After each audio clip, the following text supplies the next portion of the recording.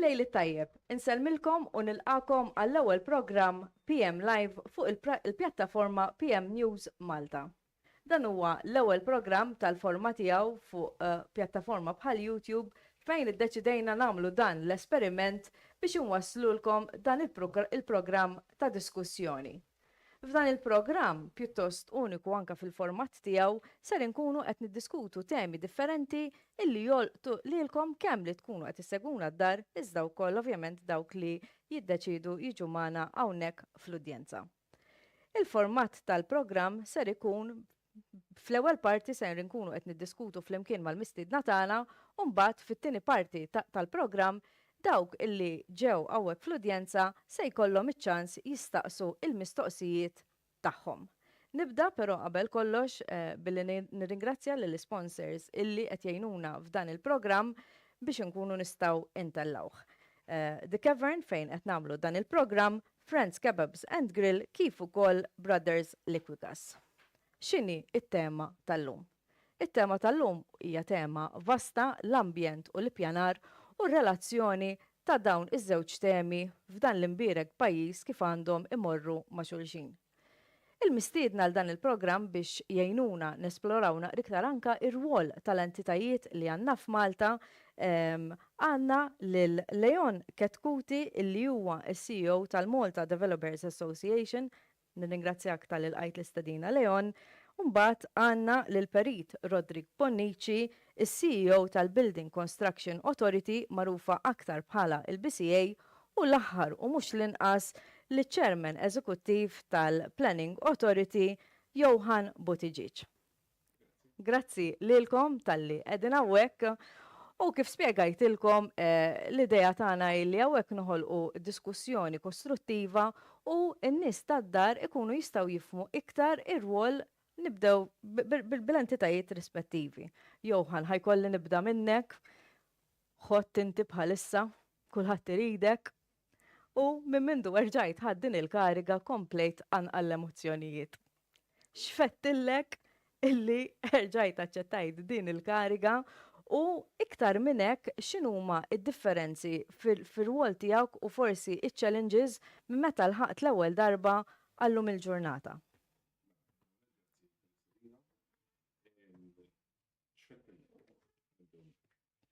Pratikament, wara li għamilt 3 snin DS mill-kariga ta' kap eżekuttiv u 5 snin mill-awtorità tal-ippjanar, arġajt ġejt insejjaħ mill-gvern pratikament biex nerġa' nokkupa kariga ta' ċermen eżekuttiv fl-awtorità. Ovvjament ma kienx deċiżjoni faċli għalija, għaliex ovvjament għad tkun dejta il-private practice tiegħek. Għad dejta jibbiha. Mhix xi ħaġa rajti, imma mbagħad ovvjament rajt ukoll is-sodisfazzjoni li jagħtik dan ix-xogħol li hija kariga importanti, kariga li fl-aħħar mill-aħħar qegħdin inbidlu bil-mod il-mod ix-xejn u l-avvanzament tal-pajjiż. U ovvjament iddeċidejt li naċċetta l-offerta li kien għamilli il-gvern.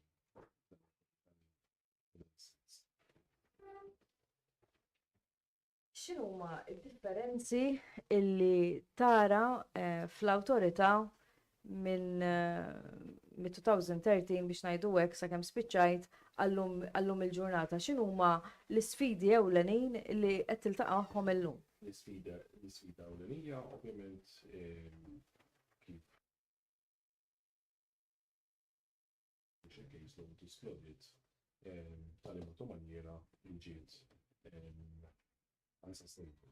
Meta tgħid case load Johan għax forsi minnu l-ammont ta' applikazzjoni pendenti li kollha l-awtorità qed inwantajt. U daw huma każijiet illi għandhom x'jaqsmu mal-iżviluppaturi jew anke miċ-ċittadini? Kulħadd bħalissa approximately hemm madwar 6,700 applikazzjoni pendenti. At this particular moment in time. Ovvjament, mbagħad hemm kwistjonijiet ta' policy reviews li għandhom bżonn liġijiet li għandhom bżonn jiġu riveduti. pereżempju waħda mill-priorità tiegħi li kif ġa anka aċċenna kien il-Prim Ministru kien propju il-liġi ta' l-appell fejn meta jsir appell ikollu jiġi sospiż.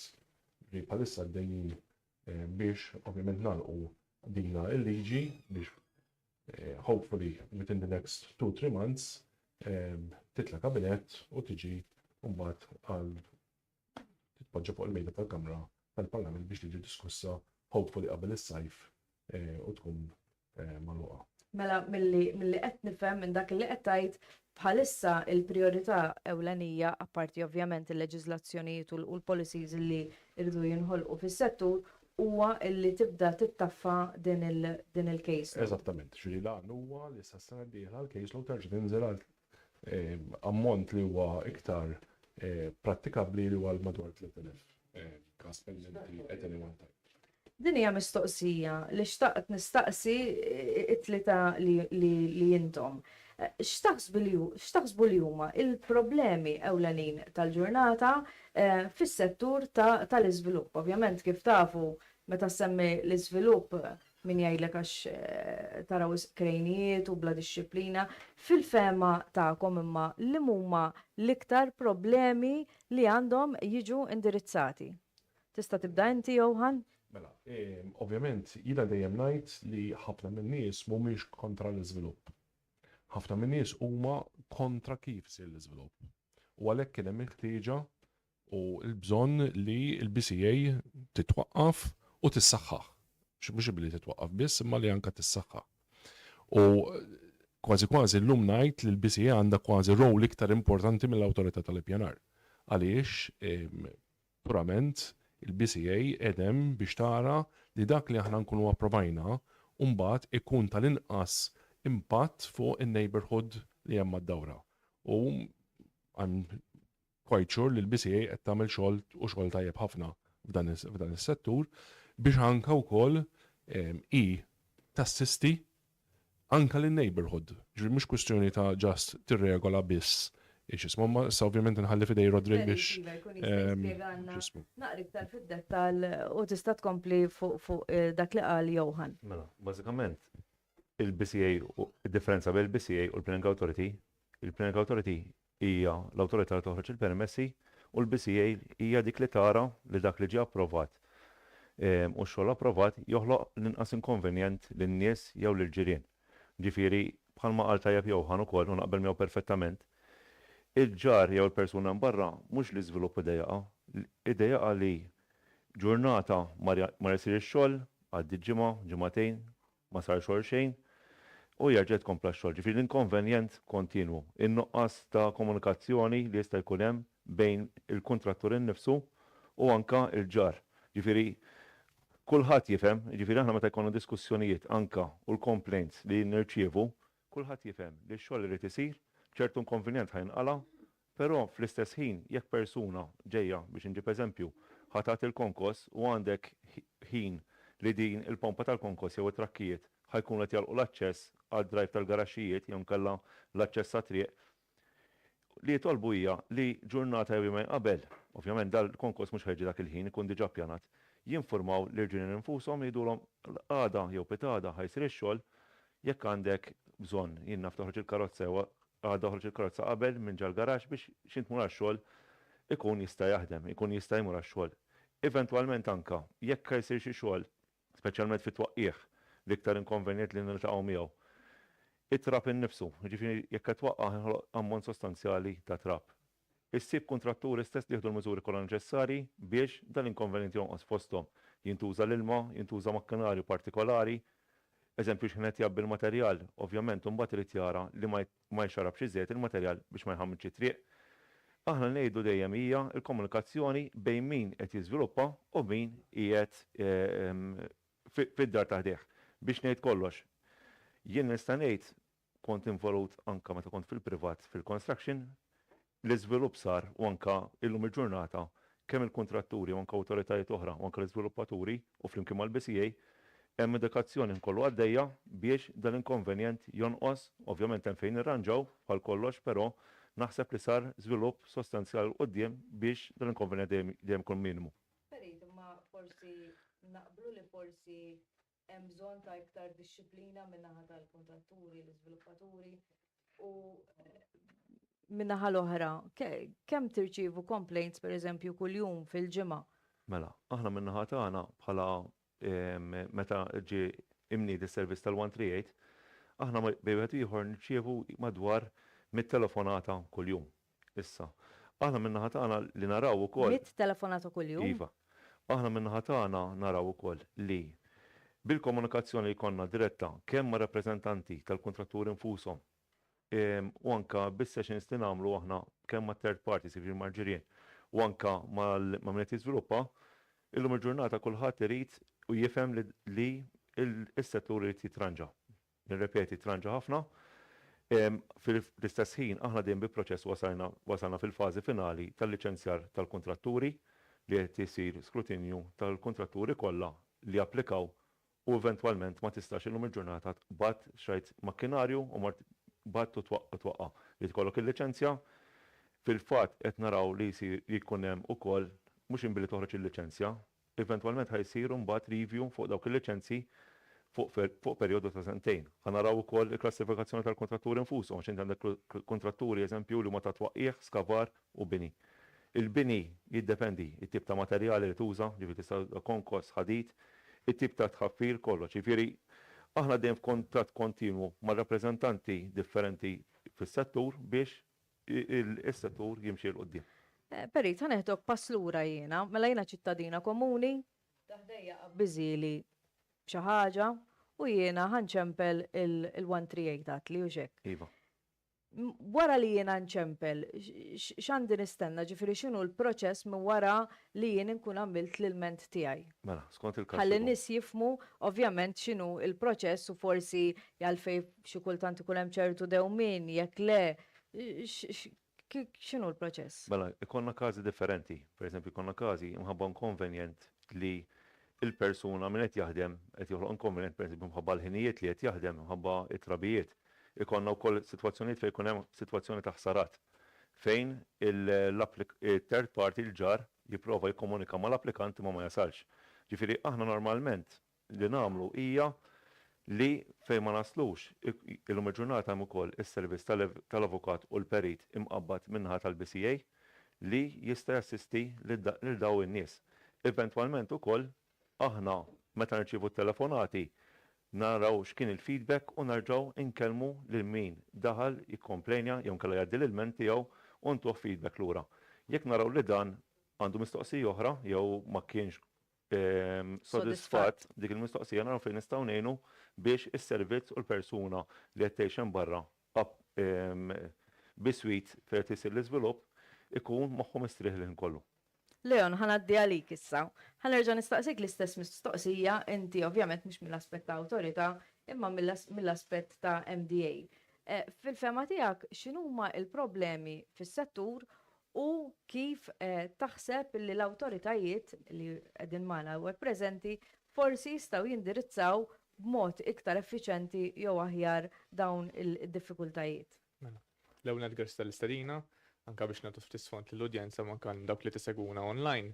L-MDA hija għaqda volontarja li tirrappreżenta l-stakeholders, in-nies involuti fis-settur tal-iżvilupp. Ġifieri aħna nirrappreżentaw żviluppaturi, kontratturi tal-iskavar, kontratturi tad-demolition, kontratturi tal-bini. U kemm hemm kollox? Aħna nirrappreżentaw 11 il-section differenti. Ġifieri nipprovaw nirrappreżentaw l-spektrum kemm jista' jkun tal-iżvilupp kollu. Tibda mid-developer li qed jixtri s-sit, tkompli sal-kontratturi li qed jivvolvu ruhom fix-xogħol li hemm fis-sit u anke eventwalment l-amministratur tal-Common Parts li ħajkun juħsib dak is-sajt. Ġifieri l-MDA tara u tiżgura illi kull emenda fil-liġi, kull proposta tkun fl-interess tal-industrija u dawk huma n-nies li aħna nirrepreżentaw. Semmejt ftit mill-problemi jew sfidi li aħna niddiskutu ħafna huma kif ħantejbu l-kwalità, kif ħannaqsu il-burokrazija li ma ġib ebda valur u dawn huma l-iktar punti li nafsu fuqhom. U iċ-ċertezza. Ġifieri aħna rridu nkunu nafu ir-regoli x'inhuma u li r-regoli jkunu ċari għal kulħadd l-istess mingħajr ma jagħtu l-ebda lok għal interpretazzjoni li wieħed jaħsibha mod u l-ħor jaħsibha mod ieħor. Hawnhekk hawn żewġ kapijiet ta' l-iktar żewġ awtoritajiet li aħna naħdmu magħhom, ġifieri l-BCA u l-Planning Authority. U flimkien aħna niltqgħu bħala MDA flimkien mal-awtoritajiet niltaqgħu regolarment biex aħna nresqu l-isfidi li aħna naffaċċjaw dwarhom u ma jkunu receptive biex naraw flimkien kif nistgħu intejbu l-industrija. Inti semmejt il-kwalità u l-burokrazija. X'tifhem biha f'dan il-każ f'dan is-settur meta qed nitkellmu fuq kwalità? Fuq kwalità, jiġifieri kulħadd naħseb jaf il-dejjem anke jekk kollok l-aħjar prodott. Dejjem kulħadd ifittex biex jara kif ħajb dejjem il-prodott tiegħu. Jiġifieri aħna l-bini nistgħu nagħmluh isbaħ, il-bini nistgħu nagħmluh iktar effiċjenti fl-enerġija, il-bini nistgħu nagħmluh iktar aċċessibbli. U dejjem hemm taraħ minn aspetti differenti u tara kif tista' tagħmel il-prodott tiegħek aħjar. Semmejt l-enerġija fil-fatt kienet waħda mill-mistoqsijiet tiegħi. Suppost bħala mhux biss bħala pajjiż imma bħala dinja suppost qed nersqu għal iktar dinja sostenibbli.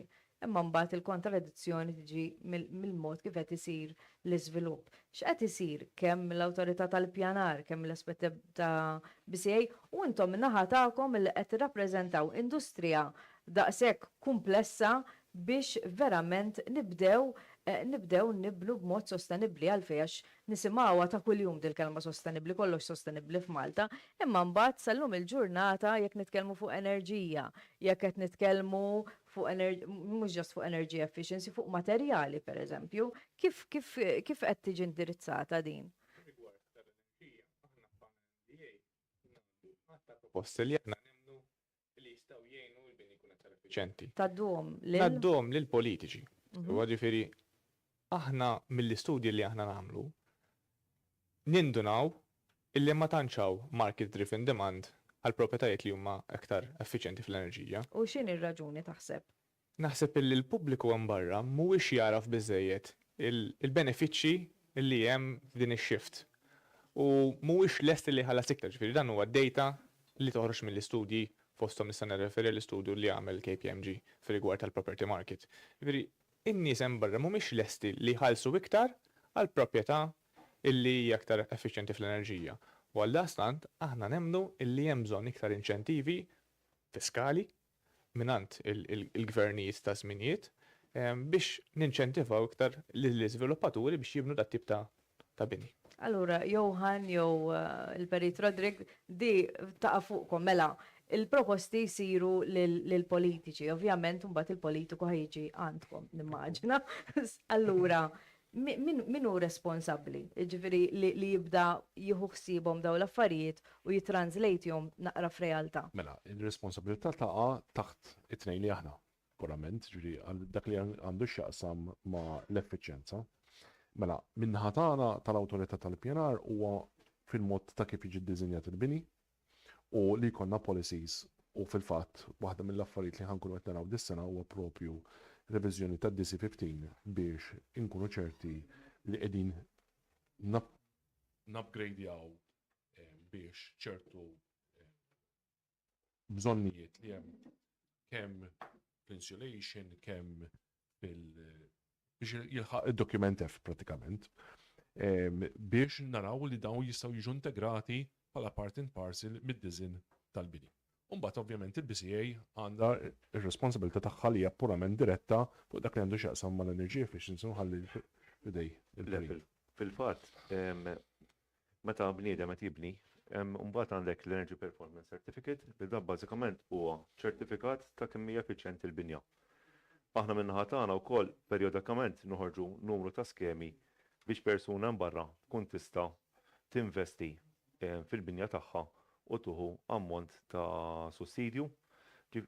Fl-istess ħin ukoll nedukaw lin-nies flimkien anke ma' stakeholders differenti x'jista' jsir mod minimu anke biex il-binja ssir kemm jista' jkun effiċjenti, kemm anke meta għandek binja li hija diġà mibnija tista' tagħmilha ċertu xogħol li huwa bażiku u kemm jista' jkun tnaqqas il-konsum tal-enerġija u anke meta binja tinbena mill-ġdid. Ġifieri għandek x'tip ta' materjal ħad tuża, l-orientation kif ħad tkun, ġifieri fil-proċess tal-planning hemmhekk il-perit jew id-designer jara numru ta' fatturi. Aħna min-naħa tagħna mbagħad naraw li dawk il-fatturi jew il-rekomendazzjonijiet li ġew implementati, li ġew suġġeriti jiġu implementati waqt il-construction. Apparti minn hekk ukoll nagħmlu diskussjonijiet ukoll ma' banek biex meta għandek il-binja li hija energy efficient, mbagħad għandek ċertu skemi biex l-interessi ikunu aktar raġunati jew aktar mod sostenibbli fis-sens ikunu aktar ġustifikati għal dak il-prodott innifsu. Mistoqsija jew għalik jew għal Johan. Min jiddeċidi, per eżempju, għax semma li n-nies mhumiex lesti illi jixtru binja illi fl-aħħar mill-aħħar hija iktar għolja minħabba tip ta' materjali li qed jintużaw, eċetera, eċetera.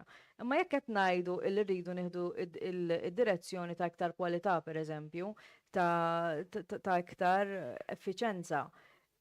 Min jista' joħroġ fil-konkret, per eżempju, rebates jew li jinħolqu inċentivi għall-iżviluppatur biex imbagħad il-prezz ikun kompetittiv. Ma nafx. Jistejbilkom nisir tat-taxxa fil-verità billi naqas it-taxxi fuq proprjetajiet li jirfqu ċertu mhux standards, jiġifieri standards minimum, imma minimum over and above dawk l-standards għandu jiġi inċentivat b'riduzzjoni fil-capital withholding. Inti qed tgħid għal min qed jixtri ġifieri f'dak Kemm għal min il-każ. qed tixtri u kemm għal min qed ibih. Tista' tagħmel għotnej li huma. Tista' tagħmel tax rebate jew VAT tiġbor il-VAT lura fuq ċertu materjali, ċertu prodotti. Kien hemm xi ħadd tissuġġerixxa waħda mill-mistoqsijiet li rċevejna fuq YouTube, pereżempju, kienet li jibda jintuża il-konkos bil-ġablu. Ma nafx jekk hemmx materjali oħra. Dana huwa dejjem cultural change. And cultural changes don't happen overnight. Ġifieri, jekk naraw kif konna nibnu 20 sena ilu u kif qed nibnu llum, ġem qabża kbira f'dak li għandu xaqsam energy efficiency. Ovvjament, 5 snin oħra ħanibdew ngħidu kif konna nibnu 5 snin ilu. Dejjem qed immorru ġifieri illum għandna l-ewwel binjiet li huma net zero energy hungry, letteralment. Għandna nies Ma li kemm ikolkom Johan huma minnhom dawk ftit. fil-verità. Huma ftit. Ġifieri sissa huma ftit. Imma it is the beginning. U it-targets li għandna huma sa 2040. Ġifieri ejja ma nippruvawx neqilbu x-shift fl-aħħar mill-aħħar mhijiex kwestjoni li taqbad biss u tbiddel, kollox għandu prezz. Hemm kwestjoni ta' affordabilità, għandna diversi issues, ma nistgħux naraw biss l-enerġija, għax jekk naraw biss l-enerġija, allura nkunu qed naqtaw affarijiet oħrajn. Semmi li affarijiet oħra li għandna nagħtu kasom apparti għax naqbel miegħek Per ovvjament. eżempju l-affordabilità fil-housing. Illum, bħala pajjiż għandna problema fejn nies jistgħu jaffordjaw li jixxu d-dar tagħhom. Mhux Malta biss. Ma nimmaġinawx li Malta biss għandha daw il-problemi. Nofs l-Ewropa għandha bħalissa għaddejja minn housing crisis.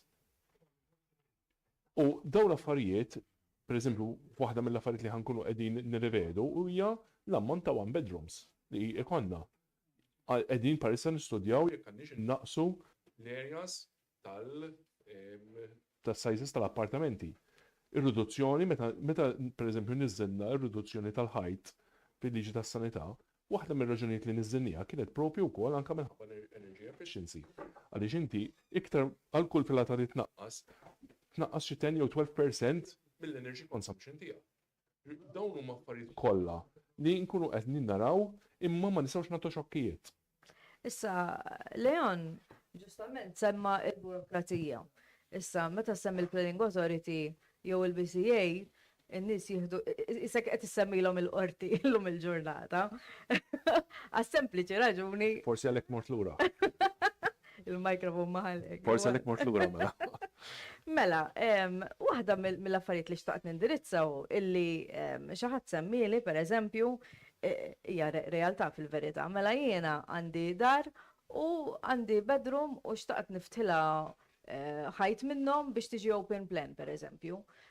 Issa, jien għalfej għandi għaddi mill-istess passjoni ta' sviluppatur li għalfej huwa proċess burokratiku, għalfej huwa proċess twil. Mela naħseb dak il-proċess, vedidu proċess burokratiku huwa meta jiġi għall-istadju tal-BCA. Da bażikament Xogħolok jiġifieri. ma nispjega.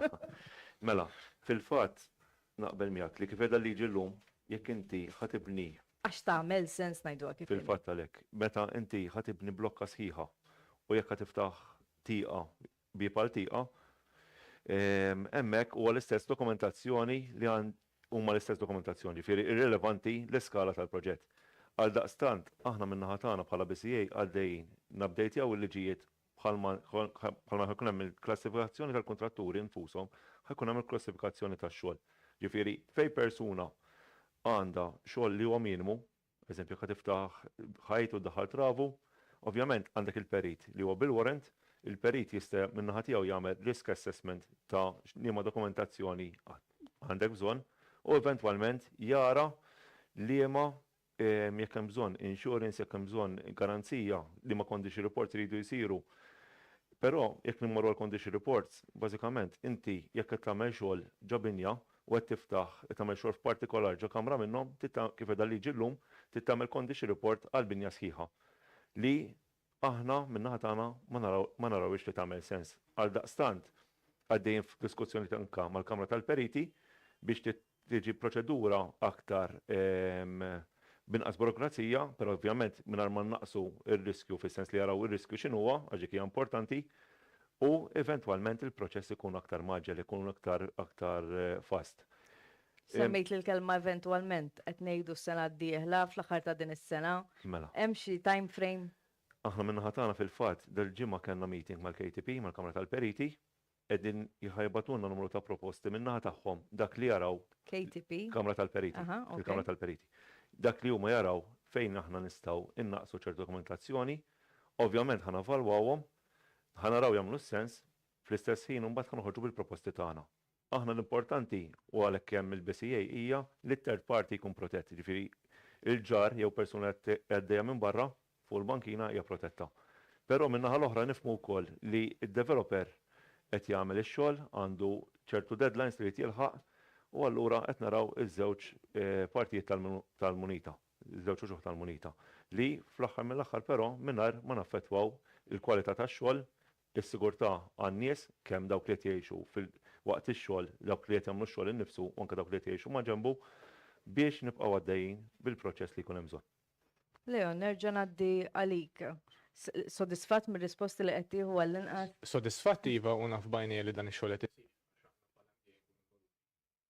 Però ma naqbilx miegħu sa fejn qed jgħid il-BCA biss. Il-Planning Authority fiha wkoll il-burokrazija tagħha, fiha wkoll l-isfidi tagħha. Johan ma tistax tgħid li mhux vera, Jina maċ li mhux veru, ġifieri anzi. Għalhekk ġilura biex biex jiġu indirizzati dawn l-affarijiet, però aħna bħalem dejjem nkomplu ninsistu biex burokrazija li ma ġib ebda valur neliminawha. U hemm ċertu policies li hemm bżonn jiġu aġġornati, jiġu aġġornati wkoll. Johan, kemm ilek issa fil-gariga xarejna? Lele minn ix-xarin, ġifieri fit-13 ta' Jannar. X'inhuma ftit mit-changes li għamilt fil-ftit ġimgħat li ilek hemmhekk? Mela. U x'inhuma t-targets tiegħek? Ovvjament, ġew issettjati l-organizational targets għall-entità. Tajna wkoll istruzzjonijiet fejn tiġi għar-rigward l-interpretazzjoni tal-liġi sanitarja. Bdejna kif għatlek fuq identifikazzjoni ta' numru ta' liġijiet li jridu jiġu updated u palissa għaddejjin fuqhom. Kif ukoll, ovvjament, il-proċess innifsu. Ġifieri il-proċess huwa wieħed li fl-opinjoni tiegħi tajjeb li jaħdem, imma sfortunatament tul is-snin id-derailed. U allura hemm bżonn nerġgħu nġibu il-proċess ta' li l-permess joħroġ within the time frames stabiliti mill-liġi li jerġa' jiġi vigore. Leon, l-iżviluppaturi ħafna mill-kritika, speċjalment mill-ambjentalisti u sa ċertu punt naqbel magħhom, illi moħħhom biss biex jagħmlu l-flus ħajraw kif jaqalaw lira qed jisfruttaw kull biċċa art possibbli u ma jagħtux każ l-ambjent.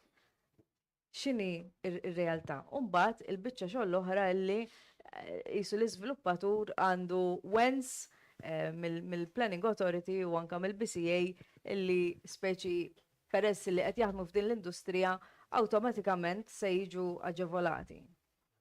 Kif anke fil-bidu, waħda mill-iktar punti li għandejta fuq hija ċertezza xi ħaġa illi ma jkunx hemm lokal interpretazzjoni. Ġifieri jekk inti għandek dritt tagħmel binja u tagħmilha b'dan il-mod, mela kulħadd ħajġi trattat bl-istess mod. Il-punt di partenza huwa dan. Żviluppatur jaf x'ħaj jixtri. Jaf x'jista' jsir dik il-binja, dawk x'jista' jsir ma ġiex deċiż illum, imma ġie deċiż snin ilu meta ħarġu l-local plans. Jiġifieri mhuwiex kwistjoni li nippruvaw nibnu għaw, l-iżviluppaturi jippruvaw jibnu għaw jibnu hemm.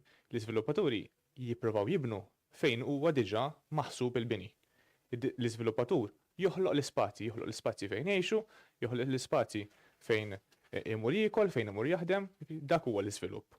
U anke meta inti tuża l-kelma żviluppatur, l-iżviluppatur minnu? L-iżviluppatur mhuwiex biss il-professjoni tiegħu huwa li jiżviluppa. Ir-realtà hija ħafna iktar bot minn hekk. L-iżviluppaturi huma l-banek illi tara applikazzjonijiet tagħhom. L-iżviluppaturi huwa dak il-missier il-familja illi llum għandu dar u għada ħajbniha u jagħmilha jekk jikkonvertiha minn dar għal appartamenti għal tfal kollha tiegħu. L-iżviluppaturi huma l-iskejjel illi japplikaw ukoll biex jagħmlu l-iskejjel tagħhom. L-ambjentalisti stess huma l-iżviluppaturi huma stess aktar x'applikaw xi darba oħra jew xtraw minn l-iżviluppaturi d-dar tagħhom. Ngħidu kelma żviluppatur. Imma naqblu li l-ambjentalist irid jgħix x'imkien sew, ġifri mhux ħajibni. Għandek raġun. Ma jinnati eżempju, xi sena u nofsilu niftakar ritratt fuq is-social media. Fejn kien hemm ta' residenti fi blokka Slima Waterfront, din il-blokka kienet waħda kbira ta' ammonta solari u kollek bu stop ruining Slima, mentri huma għażlu li jmorru jgħixu f'appartament illi probabbilment taqbilhom għallu li huma qed jirrovinaw ta' Slima wkoll. L-ironija diki. Kritika oħra illi ma dekx tara binjiet differenti kif kienu qabel, ġifri qabel isu kien hemm iktar kreattività. X'qed jiġri minn dan l-aspett? Hemm bżonn forsi to redefine the design għax kull fejn tmur qisna kaxxi tal-Matchbox kollha l-istess ħaġa.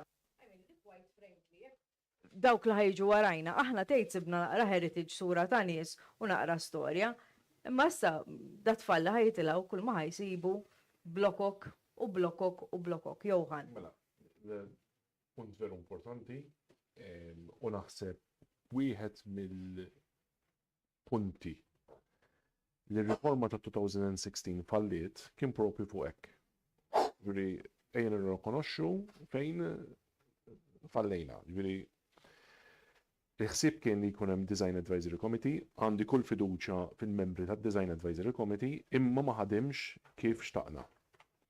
U llum għaddejjin f'diskussjonijiet infatti mal-Kamra tal-Periti ġiġa bdejna, bdew diskussjonijiet ġiġa kellna ġiex meetings, fejn isir Design Review Panel. Fejn il-periti għaliex u hawn hija waħda mill-iktar affarijiet li rridu nirrikonoxxu li mhux għax inti perit inti taf kollox.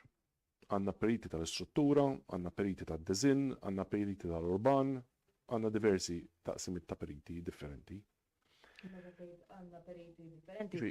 L-awtorità jew in ġenerali? In ġenerali. Ġifieri inti meta tmur għand perit, ġeneralment sajlu għadna bl-mentalità li inti l-perit jagħmel kollox. That Design Review Panel, l-idea tiegħu hija li jkun hemm chairman wieħed li jkun full-time, u mbagħad ikollok numru ta' periti kemm anzjani li huma esperti fid-design biex jagħmlu peer review tad-design ta' periti oħra. U attwalment jintaqgħu magħhom u biex ituhom parir. Fl-istess ħin ukoll jaraw il-kuntest. Għaliex waħda mill-affarijiet li sfortunatament xi kultant ma nagħtux każ huwa il-binja qed tiġi ddiżinjata. Jiġieli jkollna design u tajt isma' da fejnu. Da qiegħed l-imsida, qiegħed l-imġar, qiegħed il-mellieħa. ħafna mill-periti sfortunatament issa jew minħabba l-ammont ta' xogħol li kien hemm, jew inkella minħabba li ma jkollhomx esperjenza fid-diżin biżejjed, jew minħabba li m'hemmx amur biżejjed għax għandna ħafna periti li jagħmlu diżinji tajbin, ma nitfgħux kulħadd fl-istess kaffa. Imma sfortunatament għandna dawk il-każijiet iva fejn id-diżin leaves much to be desired. Semmejt nuqqasijiet u napprezza li semmejt u waħda minnhom hija d-disin. Fil-fema tiegħek u anke fil-fema tagħkom, x'inhuma nuqqasijiet oħra li għandna nindirizzaw? Mela, naħseb id-diżin huwa wieħed mill-iktar punti kruċjali għaliex fl-aħħar mill-aħħar dak huwa li qed inħallu għal futur. Ġifieri naħseb bl-emendi li saru fid-DC15, naħseb li ħafna mill-punti li kellna nadressjaw ġew addressed, inkluż pereżempju il-limit ta' 30 meter biex nipproteġġu l-ġonna. Jew inkella li jiġu krejat il-ġonna. Il-punt li inti dejjem tħares lejn l-streetscape. It-tneħħija, pereżempju,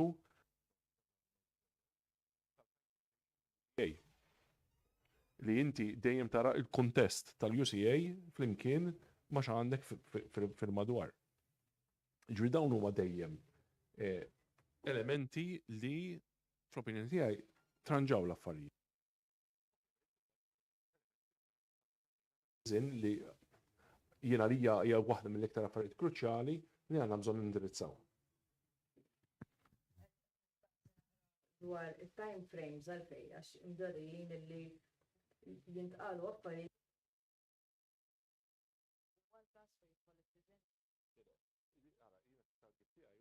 Li ħafna mill-affarijiet li qed insemmi sal-aħħar ta' dis-sena jkunu daħlu fis-seħħ. Guys, sal-aħħar ta' dis-sena. Yes. Ħanżomm min. By all means. Anzi, niġu sena d-dieħla u wara jekk nkunu x'għamilna.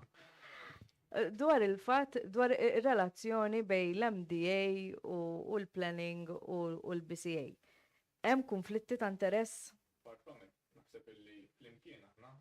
Huwa biss flimkien u stakeholders oħrajn illi aħna nistgħu niġbdu l-attenzjoni ta' x'isfidi naraw u kif nistgħu ntejbu l-affarijiet. Anzi, l-iktar ħaġa li naraw nkun frustranti u mhux mal-awtoritajiet nistenni ma' kulħadd. Meta tinħareġ xi policy li ħadd impatta l-industrija tagħna u aħna l-iktar nies li huma involuti ma ġewx ikkonsultati. U hemmhekk isiru l-iżbalji. Kieku tidħol xi liġi ġdida li taffettwa is-settur tal-proprjetà u ma jkollhomx input minn nies li jaħdmu f'dak is-settur. L-ewwel jew ħanindirizza xi ħaġa dwar l-appartamenti li qed jitilgħu u l-problema ta' biex tbieħ. Taħsbu li wasalna f'fażi ta' overplanning, ġifieri hemm mod alternattiv li minflok l-iżviluppatur jinvesti fil-flats għall-argument jinvesti f'affarijiet oħra qed jiġu totof dawn l-affarijiet qed isir ħsieb dwarhom u x'se jsir minn dil-proprjetà illi mhijiex tinbieħ. Kif semma jew hija kriżi mhux ġast lokali imma hija fuq livell Ewropea, imma kif nistgħu nindirizzawha, kif nistgħu nilqawla? Jiena ma naħsibx li hawn noqqas ta' bieħ ta' parti tagħna turina fil-kontra.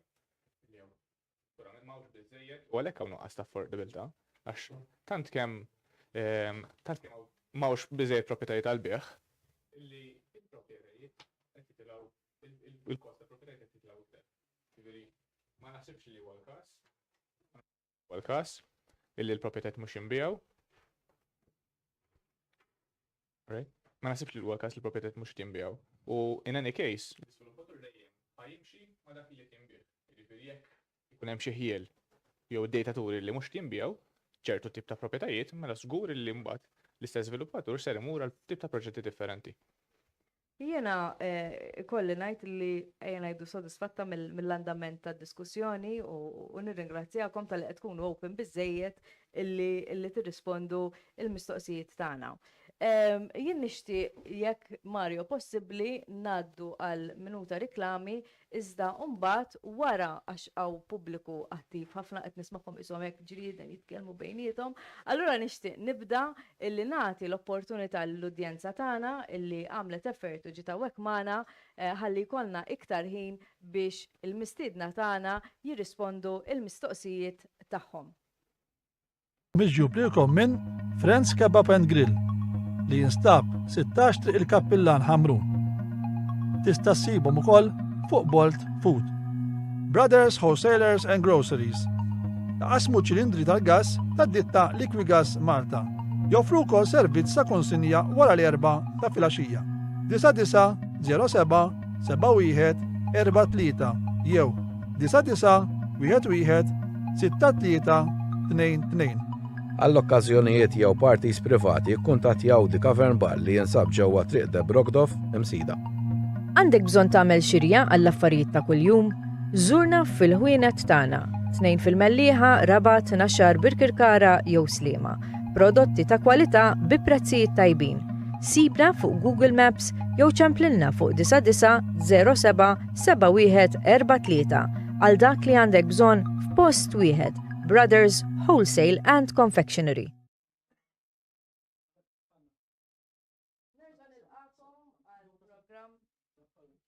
Nerġa' nilqakom għal programm PM Live li qed jixxandar b'xandiera diretta fuq il-pjattaforma PM News Malta. Kif qedtilkom fil-bidu tal-programm magħna għandna l-udjenza illi se tkun qed tistaqsi il-mistoqsijiet tagħha lill-mistednin tagħna lil Leon Katkuti mill-MDA, Johan Budiġiġ mill-Planning Authority, kif ukoll il-Perit Rodrik Bonnici mill-BCA. Simon, għandek 5 minuti, Simon Dabono, għandek 5 minuti biex tistaqsi l-mistoqsijiet tiegħek u mbagħad ikunu jistgħu jirrisponduk. Grazzi tal-għajtuna titkellem fissem il-Homeowners Association, 10 domandi ħanna nagħmel 30 sekonda fuq kull waħda. Din direzzatom komitlita repozitorju. Kien hemm żmien meta kont tfal kont mort nagħmel seri għand il-PAPB l-Orisantu kien hemm kamra ħdejh bitnax il-bniedem li kien il-PAPB. U fil-kantina kien hemm żewġ periti. Ħafna drawers, filing cabinets ħadid kienu jħallu l-structural drawings ġo fihom. U kienu jiċċekkjawhom dawk iż-żewġ periti li kienu structural engineers. Ma dix issir qed nitolbu li ssir hemm raġuni għaliex. Għax li wieħed ikejjel li tiqa tkun żewġ pulziri li hemm jew is-saqf ikollu 1 centimeter iktar huwa mod. Imma li l-ħadid isir ħażin jew mhux biżżejjed jew mhux bl-spacers hija n-nies irid ikun nafu li hemm xi awtorità structure li qegħdin jaraw daw il-pjanti jgħidu isma' da jreġi. Hemm oppożizzjoni għaliha u jidilna li bħala nies li konsmaw il-proprjetà li nixtru proprjetà u ngħixu fiha għandu jkun hemm jekk għal xi ħaġa nista' mmur lura ġo repożitorju u nara suppost kellu jkun l-ħadid. Artiklu 439 dik li tażomm ta' żewġ pidun of 76 centimeters. Hemm raġuni strutturali għaliex di ma tistax jiżegwita kienet daħlet fi żmien fejn kien hemm solar wieħed biss. Imma fejn mhux ħadd tiġi rispettata jgħet nitolbu li tinforzaw li l-structural engineer tal-ġar u l-perit ta' min qed jibni ikun obbligati poġġu bil-qiegħda jitkellmu, mhux għażla obbligati. Jekk jista' jsir xi ħaġa u jtella oxxa għalih u titabba dik oxxa dejjem aħjar għax il-franka tiflaħ 5 solari biss u 5 solari qiegħda fil-max. Laqas għandha 29% 33% tal-seismic movement. Jiġifieri jekk iżomm iż-żewġ piedi u nofs il-bot u jqabbat ma tal-ġar b'ħafna drabi l-istruttur tal-ġar ma tiflaħx għalija. Mistiednek tal-ġenna iktar. Building codes edilesti kien għamlu l-perit Martin Dabono żgur demolition construction u excavation għadhom ma ġewx fis-seħħ hemm obbligu legali li bini li hemm li jitħallsu flus mill-EU u jaħdu ma' gvern qed ikunu konformi mal-EU2 building codes u rajt maħniex ċerti li huwa l-każ imma kemm qed niġbdu l-attenzjoni li l-MEPA meta jagħtuhom u l-BCA hemm kodiċi li obbligati jżomm magħhom. U l-privat l-għamel building codes hekk jistgħu jiġu pubblikati għax lesti u ilhom lesti diversi xhur qabel l-aħħar elezzjoni. Solar rights jom fuq ħafna flus in-nies biex jagħmlu il-solar u mbagħad tagħtu permessu jintefa' fid-dell. Dajjek xejn qed nitolbu li jtella solar fuq is-saqaf li qed jagħtilu id-dell. Permessi fix-xitwa m'għandhomx joħorġu fejn il-bini huwa sovrastanti. Jekk għandek meżanet ħajbda jtella fuq u ħatamelu fix-xitwa, ix-xitwa kollha ħajja fuq il-blieda. Il-mikrofon Jiġifieri għandu jkun kostruzzjoni li huwa limitata għas-sajf, li għandna sajf twil aħna. Il-uħ tal-gallerija tiqawwis nies. Hemm braces apposta li għandhom skruja li mi impossibbli, anke meta jkielu ma tista' għaliex ma jiġux enforzati nħallhom jagħmlu injam tan-nofs pulizija mhix safe. Li bliedem jibda u jispiċċa. Tiġi enforzata. Li pereżempju ta' titlob per biex tagħmel krejn jiġi. Nisma' kontrattur li jkomplina 3 ġimgħat 4 ġimgħat qabel ma transport Malta, drainage il-da u tintefa' xahar lura l-iżvilupp għall-inkonvenjent enormi da din għamluha kuljum. Kemm tista' tkun diffiċli li ma tagħmel krejn. Għax l-inkonvenjent qed naqbes għall-kontratturi għax l-inkonvenjent li jissubixxu mhux dejjem tort tagħhom minħabba dal-ħafna permessi li mbagħad jiwafqek. Mistoqsija li miss Simon, skużani ma naħi. Nista' nikkonkludi, grazzi tal-ismajtuni. Grazzi Simon. Tistgħu tirrispondu. Mela, jien minna ħatijaj ma tantx għandix nirrispondi għaliex il-kummenti kważi kollha li jagħmel huma relatati mal-BCA. Fidejk il-mazz mela Rodri. Korġini jekk nisbaljak huma purament kollha BCA. Mela, bażikament il-building codes fil-jiem li ġejjin ħajkun hemm ukoll żvilupp fuqhom, ġifieri dal-building codes anka kienu semmew fir-rakkomandazzjoni tal-inkjesta Sofija. Aħna min-naħa tagħna bħala BCA, ovvjament anke bħala Ministru u Gvern, nafu l-importanza tagħhom. Nafu wkoll li hemm madwar 17 il-building code li jridu jsiru. Aħna min-naħa tagħna flimkien ma' stakeholders differenti għamilna studju fuqhom li huma l-aktar importanti bħalma semma wkoll is-Sur De Bono. Qed naraw ukoll li l-construction, demolition u excavation huma 3 building codes li huma importanti ħafna u ħantuhom priorità. Ġifieri dik ħajkun hemm aġġornament u informazzjoni fuqhom fil-ġranet li ġejjin. Rigward iż-żewġ bidun-nofs u anke jekk meta jibda x-xogħol, waħda mill-dokumenti li jridu jidħlu mal-BCA hija il-method statement. Ġifieri il-method statement fih li jkun hemm ir-riċetta kif ħajsir ix-xogħol, ġifieri il-metodu tax-xogħol innifsu. Fosthom meta nġu għad ħaffir. X'tib ta' makkinarja ħantuża, jekk iż-żewġ bidun-nofs u x'ħajżommhom jew le, x'miżuri li jittieħdu jekk daw iż-żewġ bidun-nofs ħajtqattaw u aħna min-naħa tagħna naraw ukoll li jekk jitqattaw żewġ bidun-nofs hemm insurance li qiegħda tkopri dak ix-xogħol relatat.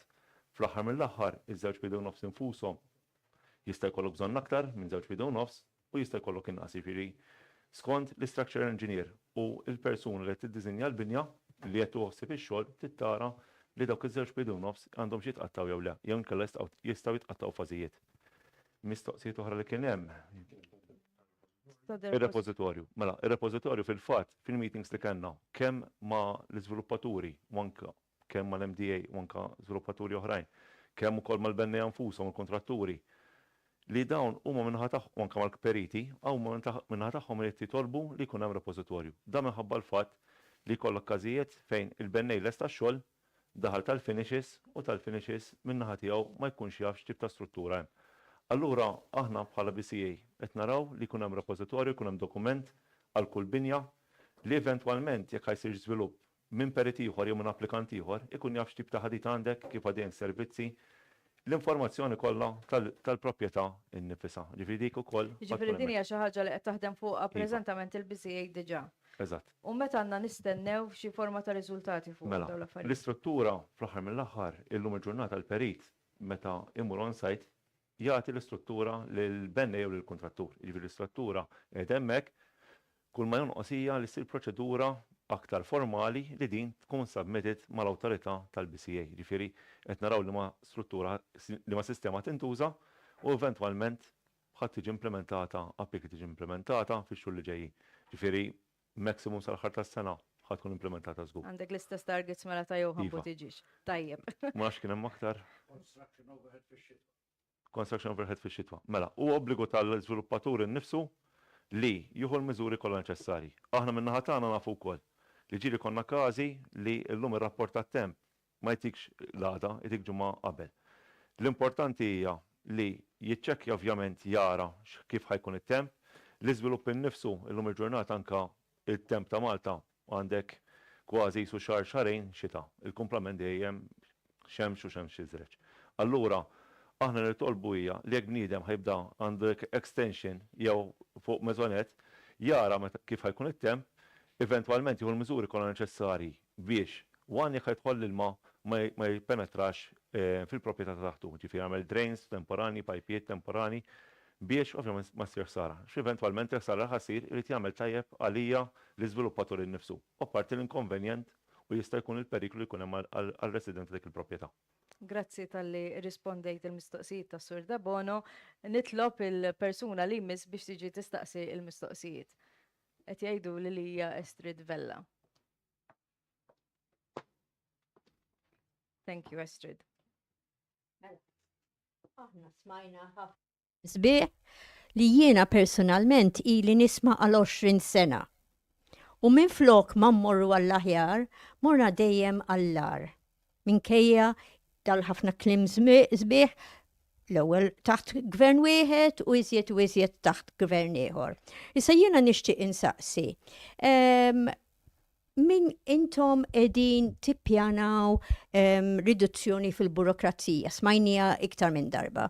Imma di l-espressjoni aħna tinkwetana, għax ta' spiss tispiċċa r-riżultat ta' studji neqsin. L-istudji jieħdu iż-żmien tagħhom u aħna iżjed u iżjed ma mmorru qegħdin naraw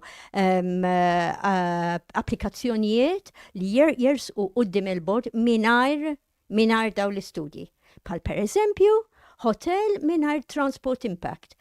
Kif tista' toħlom li tipproċessa applikazzjoni ta' hotel mingħajr laqqas bays, mingħajr garaxxijiet, mingħajr ma tagħmel transport impact. U għal dik Iva, għandek il-każ pereżempju tal-hotel li se jinbena ix-xatt li imbena ix-xatt u sakemm wasalna kważi għal-asmiħ ma kienx hemm daw l-istudji. Issa, dak huwa każ wieħed li għalmenu għalissa ma ġiex abġudikat għalhekk qegħdin nisperaw li meta jiġi quddiem il-bord ikollu daw l-istudji imma kemm id-darba narawhom pereżempju studji diversi li huma neqsin li per esempio il-fotomontages ta' binjiet fil-Urban Conservation Area. Dik hija requirement stipulata u kemm id-darba di tiġi studjata u recommendation joħroġ għax tinsix m'hemmx biss il-seduta quddiem il-bord, hemm il-recommendation tal-case officer. Mela dal-case officer jaħroġ il-recommendation mingħajr daw l-istudji u l-pubbliku għandu bżonn ikun jaf li daw il-case officers li ħafna minnhom jistinkaw u jagħmlu xogħolhom il-pubbliku ma jafx li daw ma jħorġux fit-triq, ma jmorrux fuq is-sit. Fil-passat kienu imma mbagħad ilu ħafna kellhom tawhom instructions li m'għandhomx joħorġu mill-uffiċċju biex jispezzjonaw. U bekk il-periti jistgħu idaħlu anki pjanti fasulli li jiddispjaċini ngħid ġrat kemm id-darba. U jekk ma jkunx għan-nies għar-residenti li jippuntaw għal dawn l-affarijiet, pereżempju, sqaq ta' bil-kemm metru nofs li fuq il-pjanta tidher ta' 3 metri. U da jieħu il-permess. U mbagħad x'jiġri? Tajduna dejjem tistgħu tappellaw iżgur. Oqgħod tħallas biex tappella, oqgħod tħallas biex tmur il-qorti. Il-każ issa dan iġibni għal każijiet fej il-Planning Authority tgħaddi permessi li assolutament jiksru kull regola, kull proviżjon, kull policy fil-ktieb. Bħal per esempio il-hotel ieħor għax illum il-ġurnata dik il-manija, hotel ta' Zimmerman Barbaro Street, hotel ta' 14 solar, ġosqa ta' metru punt 6 laqqas tgħaddi karozza u se qegħdin bdew ilestu biex jibnu għadi għax ħareġ il-permess. Sqaq ta' 1.6 meters ta' dirota imma lajbirek se nibnu hotel hemmhekk ta' 14 solar li jgħaddi ovvjament jgħaddi il-local plans għax intom għaddejtu il-appendix 2 provisions fil-DC 15 regulations imma dawk kienu abusivi għax ma daħlux għal public consultation, il-DC 15 għaddiet u da iż-żieda wara. Intom tajdu li tridu trasparenza għaliex allura l-ewwel darba fi snin, ħafna snin, m'hemmx il-Users Committee, il-Users Committee ma ġiex appuntat ilu sentej. Għaliex?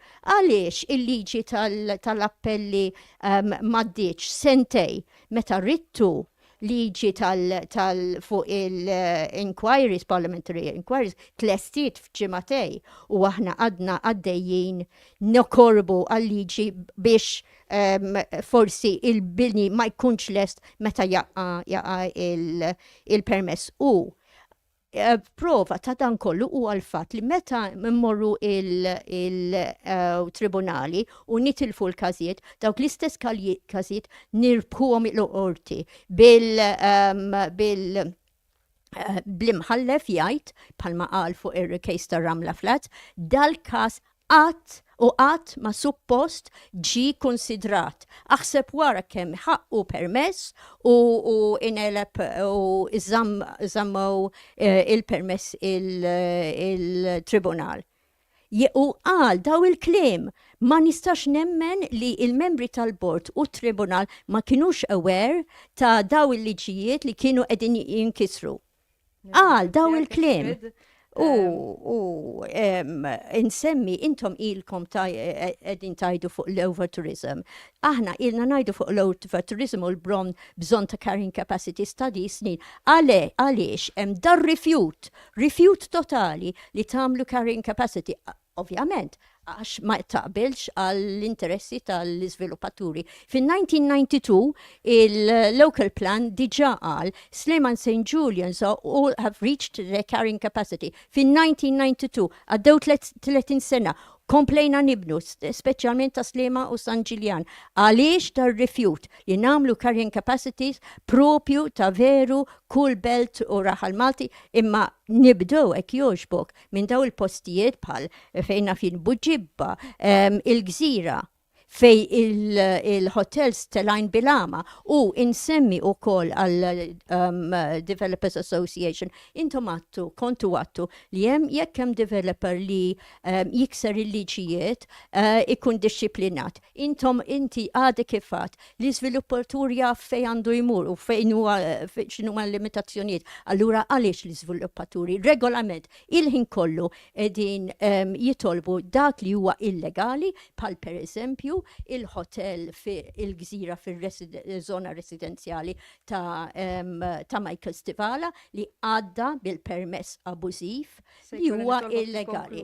U għaliex tittolleraw il-bini li jitla minar permess. Il-bini ta' Carlos Stivala li tela żewġ solari u il-residenti ikomplu, jħampqu u x-xogħol ikompli u jiġi rapportat għall-enforcement u x-xogħol u l-ħaddiema jibqgħu jiġu kuljum meta tibgħatu l-enforcers u żgur wara l-4:nofs meta ikunu telqu l-ħaddiema u dak il-krejn li hemm mingħajr il-permess.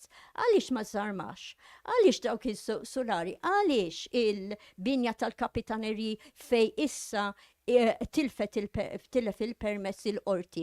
Għaliex mhuwiex qed jiġi żarmat? Għaliex daw kollha jibqgħu. Grazzi. Thank you so much. Johan, nibdew minnaħa tiegħek u mbagħad ikompli jirrispondi Leon. Naqbdu punt. Għalet affarijiet li jitqalu fil-toroq, nagħtik il-kelma. Ovvjament, il-sibijiet ta' Street huma sibijiet ta' ħafna nies li ma jkollhomx. Mela, u maħsibiet ta' ħafna min-nies li ovvjament ma jkollhomx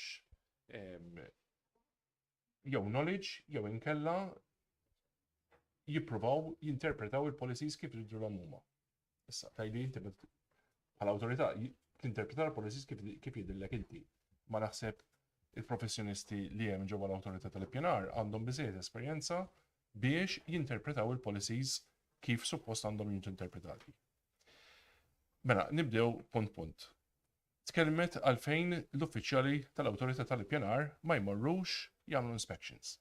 Mela, illum għandna biżejjed teknoloġija biex minn fuq id-desk tiegħek tkun taf eżattament x'hemm fit-triq, jekk illum tidħol Google Earth, tidħol Google Maps. Għandna sistemi internament tal-awtorità biex aħna nkunu nafu eżattament l-informazzjoni mingħajr ma nmur nagħmel site inspection. Ġifieri jekk qed tifhem sew, ir-raġuni ir-rol tal-case officer qed tgħid li qisu inbidel minn ftit snin ilu għallum minħabba Għaliex 15-il sen ilu konna morru nagħmlu l-inspections għax ma kenniex di l-għodda. Illum li għandu l-għodda m'għandix għalfejn noqgħod ninħela immur nagħmel site inspection. Aħna ħafna mill-applikazzjonijiet nitolbu internal photographic survey. Każijiet fejn inti. Kull avukat tax-xitana u Johan. Mela, orrajt hemm it-teknoloġija. Imma li kieku pereżempju immur darba fil-jiċċekkja għalfejn għax inti ċertu affarijiet tista' tara ċertu naqasijiet jekk tmur hemmhekk, le? Illum. Qed nistaqsi mill-ignoranza tiegħi. Ir-ritratti li għandna, ġifieri aħna għandna ritratti ta' kull triq. U li jiġu updated quite often. Ġifieri aħna nafu eżattament f'dik it-triq x'hemm u x'memx.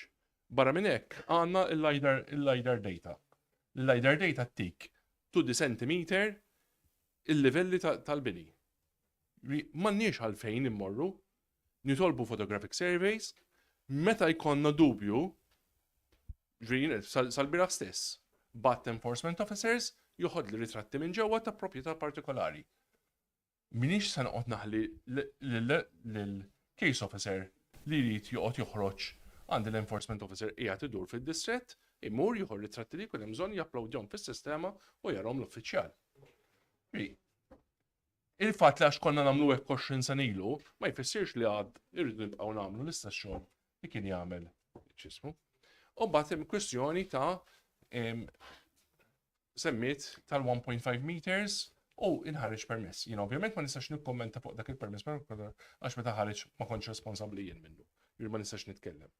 Imma jekk kien hemm false information, illum hemm l-Article 80 fejn wieħed jista' jagħmel claim ta' false information, dik l-applikazzjoni terġa' tidher quddiem il-Planning Board u jekk veru jirriżulta li jkun hemm false information, allura mbagħad jiġi rtirat dak il-permess. Semmiet ukoll il-kwistjoni ta' kif il-qorti illum qed toħroġ numru ta' deċiżjonijiet kontra l-awtorità. Iva, rridu nirrikonoxxu, ovvjament, wieħed irid jagħmel distinzjoni bejn dak li huwa purament legali għal dak li huwa pjanar. Jiena nista' nsiblek il-punt burgala f'artiklu partikolari u ngħidlek ma stajtx. Imma fir-realtà jekk jagħmilx sens jew le, huwa xi ħaġa kompletament differenti. Imma fuq dan il-punt, ikolli nistaqsi, hemm b'xi mod biex ma naslux illi jidħlu l-qrati fihom daw l-affarijiet forsi jintużajna fiktar sens komun, jew kun hemm iktar komunikazzjoni jew iktar informazzjoni. L-informazzjoni kollha li jkollha l-awtorità hija kollha available to the public. M'hemmx kwistjoni. U hemm time frames legali fejn il-pubbliku ġenerali għandu dritt jara dik l-informazzjoni. Ġifieri, l-ewwel għandek il-perjodu ta' xahar biex inti tara l-applikazzjoni. Number 1. Kull darba li jitlu pjanti ġodda, hemm minimum ta' 10 days biex l-individu li jkun irreġistra li għandu interess b'dik l-applikazzjoni ħajrċievi notifika u jista' online mill-kumdita ta' daru jara l-pjanti kollha. Ir-rapporti li semmiet Estrid li ma jsirux, mhuwiex veru li ma jsirux. Bir-rispett kollu. Hemm proġetti li jikkwalifikaw li jkollhom studji u hemm proġetti li ma jikkwalifikawx li jkollhom studji.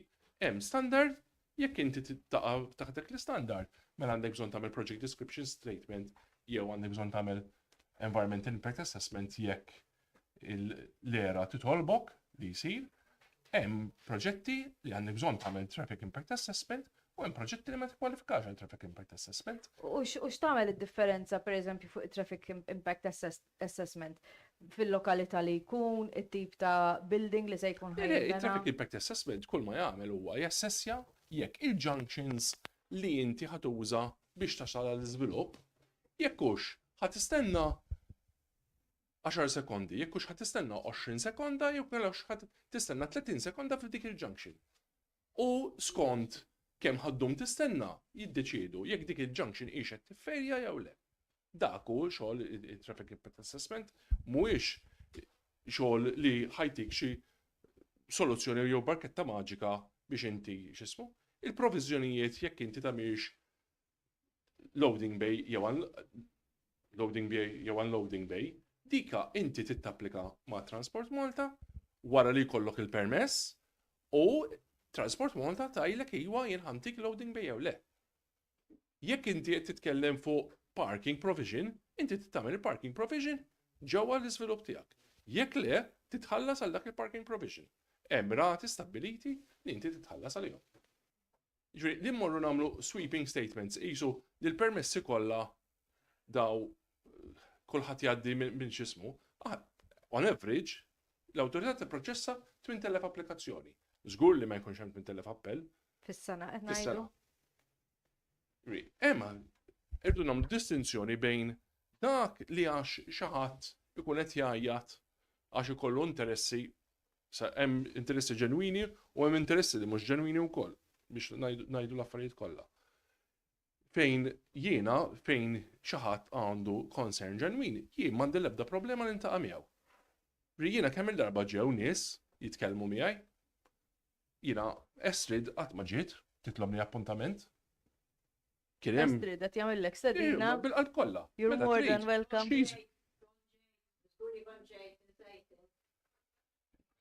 Ġej darba forsi Estrid. Ġuri. Tajjeb, all right. Ma nagħtekx kustus jew. M'hemmx tagħmel, m'hemmx tagħmel. Jiena il-bib tiegħi dejjem miftuħ għaliha u għal kulħadd. Ġifieri m'għandix problema. Ġifieri jekk hemm issues li nistgħu nindirizzawhom, let's address. Naħseb huwa importanti Johan li nies fil-kariga tiegħek ikunu open mal-stakeholders differenti biex jinstabu fl-aħħar mill-aħħar soluzzjonijiet għal ġid ta' kulħadd. Ġifieri nifhem il-punt ta' Estrid u ta' ħafna oħrajn li fl-aħħar mill-aħħar, ovvjament mhux qed ngħid tort tal-Planning Authority, imma il-bini qed joħloq ċertu skarriċ. Allura nista' nifhem id-dem. Semmit ukoll xi krejn sa fejn fin Estrid ma. Li tpoġġa krejn fit-triq bir-rispett kollu mhijiex kompetenza tal-Awtorità tal-Pjanar, dik hemm it-Transport Malta u tirregola hi. Is-solar li qed tirriferi Estrid attwalment irrapportajta jien qabel ma x'ismu fil-fatt nista' ngħidlek storja ħelwa eżatt il-weekend ta' qabel ma jien iħtart CEO jiena mur nimxi minn hemm kuljum u kien hemm persuna u waqqafni fit-triq. Għalli isma' għalli taf għalli li dak tiela mingħajr permess tlu sorry tatlu laqqas għandek ħadd x'ismu u sa dakinhar kienet ma daħalx rapport uffiċjali. Tħalt ngħidlek id-dritt mhux l-għada l-pitada l-awtorità u għattilhom isma' għattilhom u kont qed nagħmel meeting mal-enforcement unit. U daw għattilhom isma' għattilhom ma jistax ikun li tfettqu fuq l-affarijiet iż-żgħar u mbagħad solar sħiħ ma rajtuhx. U f'daqqa waħda tqamet fil-meeting li kellem mal-enforcement officers.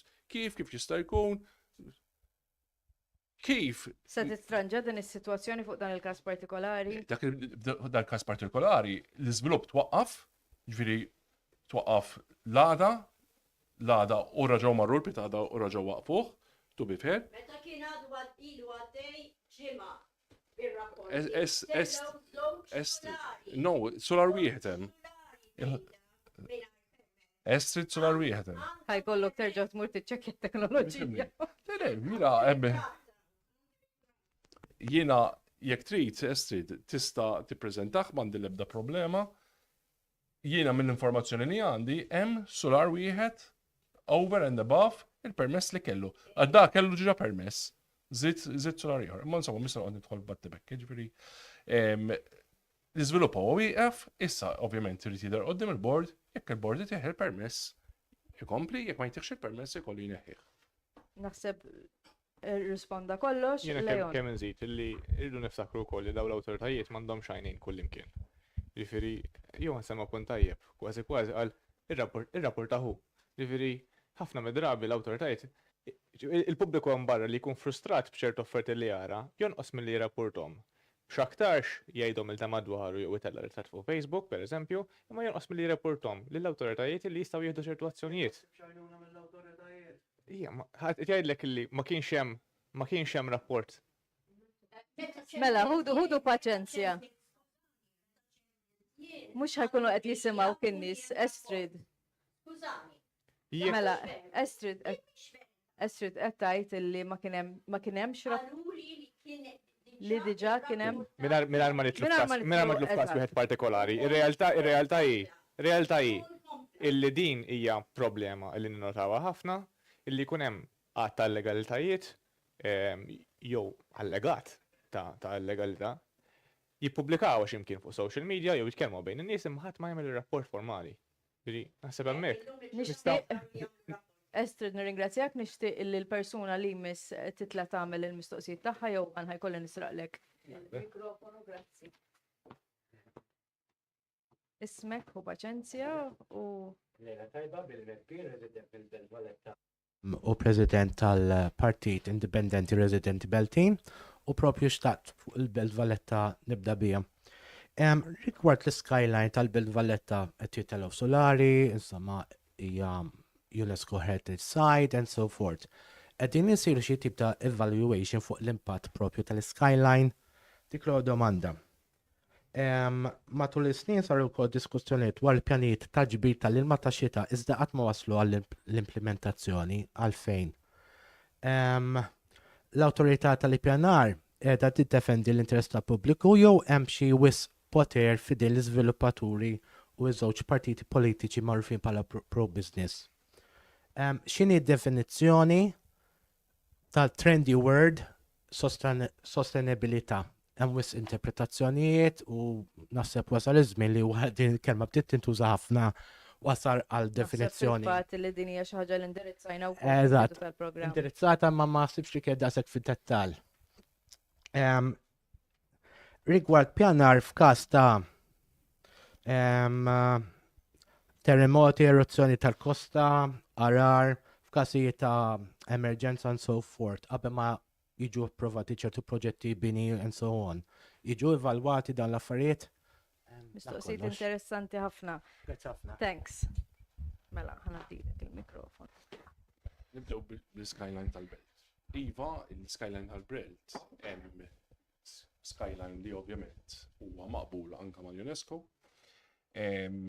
Kull applikazzjoni tgħaddi għand is-sovratendenza tal-wirt kulturali u fiha tiġib il-konsens tas-sovratendenza tal-wirt kulturali. Ovvjament l-awtorità għandha il-poter li toverridja f'każ li jkun hemm concern mingħand il-sovratendenz imma dak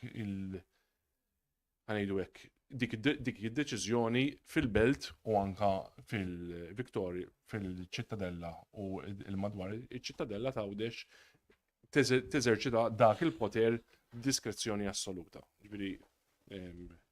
U ġeneralment anka wara li jsiru numru ta' reviżjonijiet mill-pjanti li jkunu attwalment ġew ippreżentati. Rigward L-arar u xek. L-arar, dik hija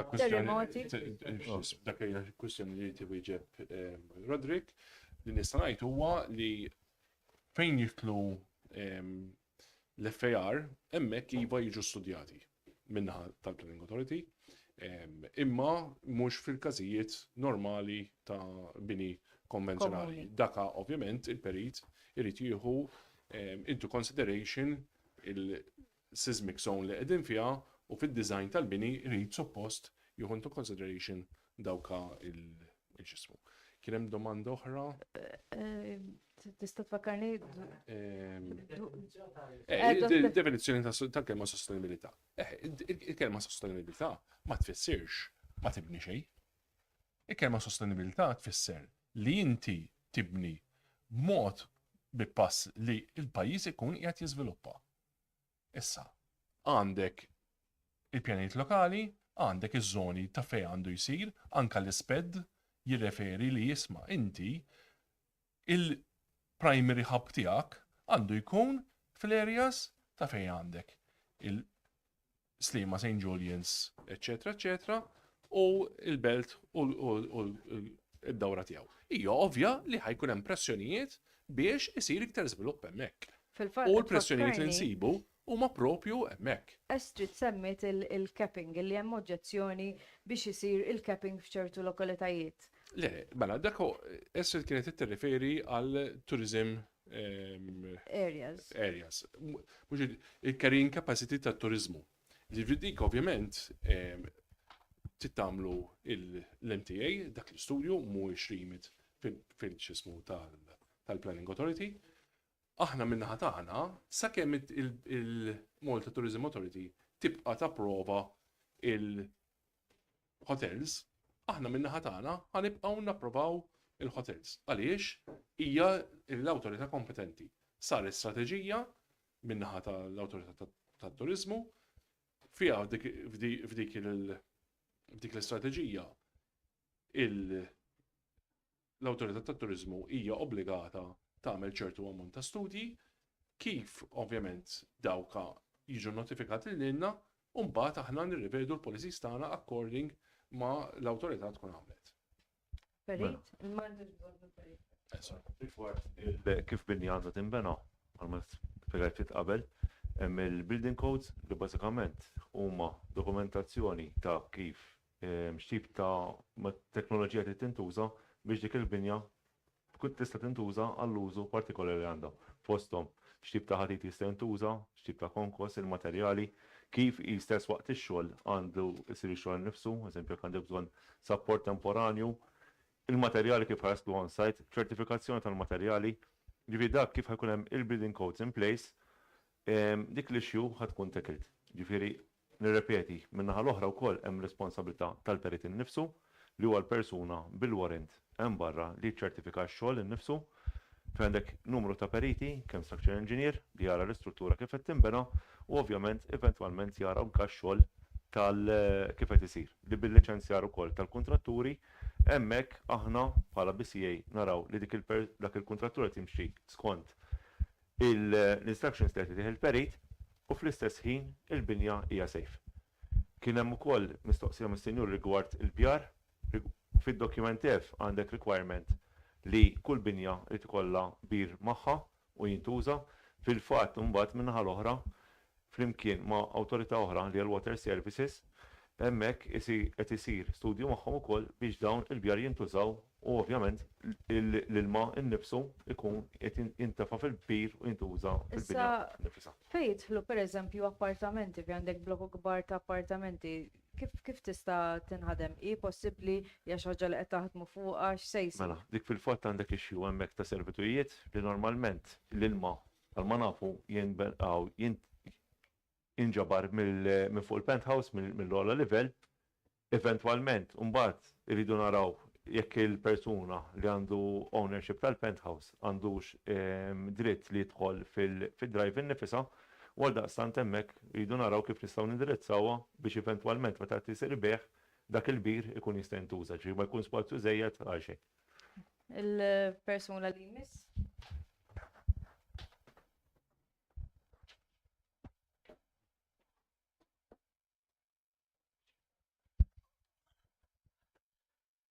Minkejja li ħadtilkom bidejkom xorta waħda nistab irrabjat ħafna, ġejt hawnhekk biex nirrappreżenta liż-żgħażagħ u l-poplu wkoll ġifieri li qegħdin tilqu mill-pajjiż għax qegħdin jaraw sfraxell total mis-sistema minn Malta, l-għażiża tagħna li ħadd nħobbu u letteralment ġifieri m'hawnx pjan, jiena nħoss li m'hawnx pjan, ġifieri da fi żmien jiena m'għandix ħafna żmien, però niftakar il-Gonzi jgħid back then illi daħ jieħu fidejh paradise sodi lil Malta u ħajħu l-mepa dak iż-żmien fidejh u ħajranġa l-affarijiet għaddew 20 sena jew ma naf kemm għaddew u l-affarijiet mhux marru mhux m'għandek. Alla ħjar insomma l-mek qegħdin. Le, L-affarijiet marru verament għall-ar. Ħafna għall-ar. Ġifieri jiena semmejna l-Skyline, il-Belt Valletta, da meta ġew il-Kavallieri u Malta kellhom pjan bnew il-Belt Valletta għaddew 450 sena u kienet għadha tiffunzjona u taħdem. U għadha taħdem sal-lum. Ġifieri kellhom żona fejn jagħmlu l-attività kummerċjali, toroq kif għandhom jiġu maqsuma, is-sistema ta' dranaġġ u x'nafina, aħna kollox jiżbroffa għandna. U tal-biki, ġifieri di ma tistax tmur il-bot ħafna, ta' ġifieri noħorġu nagħmlu passiġġata hawnhekk u jgħidulek l-imsidjani stess il-porkeriji ġifieri li qegħdin isiru ġo dan il-post. Ġifieri jiena mhux qed ngħid intkom jew u x'taqabilkom qas jinteressani, jiena jinteressani nara lil Malta sura ta' nies u qegħdin naraw li m'hawnx pjan. Ġifieri m'hawnx pjan għaliex pereżempju qegħdin nibnu terminali ieħor biex indaħħlu iktar cruise liners. Il-capacity ta' Malta diġà mhux qed turina li laqgħu fejn full coaches, laqgħu fejn nipparkjaw, qegħdin nieħdu il-parking spaces biex nagħmlu il-siġġijiet u x'naf jiena. Jiena naħseb illi ma tagħmel sens, ġifieri jiena dil-ġimgħa kont għaddej minn Star Repubblika, kien hemm ringiela enormi biex tidħol kon katedral u n-nies kważi qas jistgħu jgħaddu minn Star Repubblika. L-awtoritajiet mhumiex qegħdin jitkellmu bejn xulxin, ġifieri dik ħaġa waħda u naħseb hija komda li ngħidu isma' di mhix fir-rimet tagħna, di jieħdu ħsiebha l-oħrajn. Naħseb jiena l-awtoritajiet qegħdin hemmhekk biex jitkellmu bejn xulxin. U naħseb li għandu jkun hemm pjan għal Malta, ġifieri da żgur mhux forsi ma nistgħux inkomplu nikbru. Malta għandha bżonn tikkonsolida il-tkabbir li għamlet għaliex il-fatt li nkomplu nkabbru l-ekonomija ta' Malta ad eternum ħanolew ħafna u ħanaqlaw gambetta kbira la tiġi ċaqliqa żgħira u ħanitkisru. Ma jistax ikun il-Malta tkompli tikber fuq 4 turisti pereżempju li jiġu hawnhekk u jonfqu kafe u jinżlu mill-vapur, forsi jixtru package u jitilqu u ma ħallew xejn. Jien naf pereżempju ħankomplu nwessaw it-toroq. Fejn ħamorru biha di? Ma nafux li ma taħdimx. Qed tissemmi punti tajbin, imma nixtieq li jekk għandek xi mistoqsijiet, ovvjament ma nistax nippretendi fejn tħollem tiegħi jirrispondu. Jiena nixtieq li jgħiduli x'inhu huwa l-pjan li aħna sejrin leh. Għaliex jiena naħseb illi qatt ma preżentajna l-ebna pjan ta' Malta, ġifieri jekk ħankomplu nikbru biex niġu bħal Dubai u nerqu għax hawnhekk mhux id-deżert qegħdin mhux l-baħar, naħseb jiena ħankunu fallejna. Tajjeb, Chris, nirringrazzjak. Għajem punti validi għalkemm naf li ovvjament mhux kollha jaqgħu taħt il-kompetenza tagħkom, però semma pjan għal Malta. Pjan għal Malta jeżisti, ġifieri għandna l-isped, għandna l-pjanijiet lokali fejn jidħol ovvjament żvilupp. U jekk wieħed jaqbilx magħhom jew lejja kwestjoni differenti. Ġifieri li nista' ngħidu huwa li fejn jidħol żvilupp pjanijiet hemm. Fejn jidħol l-infrastruttura pjanijiet hemm. Fejn se jmur il-pajjiż in the next 20, 30, 40 years, dak ma nistax nirrispondi jiena għax ovvjament hija direzzjoni tal-gvernijiet li jkun hemm at that time li jiddeċiedu fejn iridu jgħidu l-pajjiż in the longer term. Biss, aħna min-naħa tagħna il-pjanijiet lokali saru fi-2006, waslu ovvjament biex isiru reviżjonijiet tagħhom u skont id-direzzjonijiet li jkollna mingħand il-gvern, ovvjament irridu nieħdu mbagħad u nippjanaw il-spazju li għandna bżonn għal popolazzjoni li tkun envisaged li ħajkun hemm, issa jekk hux ħatikber, jekk hux ħatiġkien, jekk hux ħatibqa' l-istess. Irridu nippjanaw l-ispazji kemm fuq l-art kif ukoll fil-baħar. Ġifieri aħna m'aħniex responsabbli li biss nippjanaw l-ispazju ta' fuq l-art, imma anke responsabbli mill-pjanijiet ta' fuq il-baħar. Ma naħsibx li Chris hija xi ħaġa. Nerġa' ngħidlu, sissa l-pjanijiet li għandna huma l-isped u l-pjan lokali. Min miss please biex jistaqsi l-mistoqsijiet. Grazzi.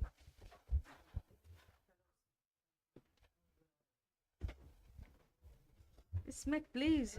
Iris Bella, is-serata tajba lil kulħadd. Qed tirrappreżenta lil Il-partit huwa Maltin, nirrappreżenta l-żgħażagħ u l-poplu Malti kollu.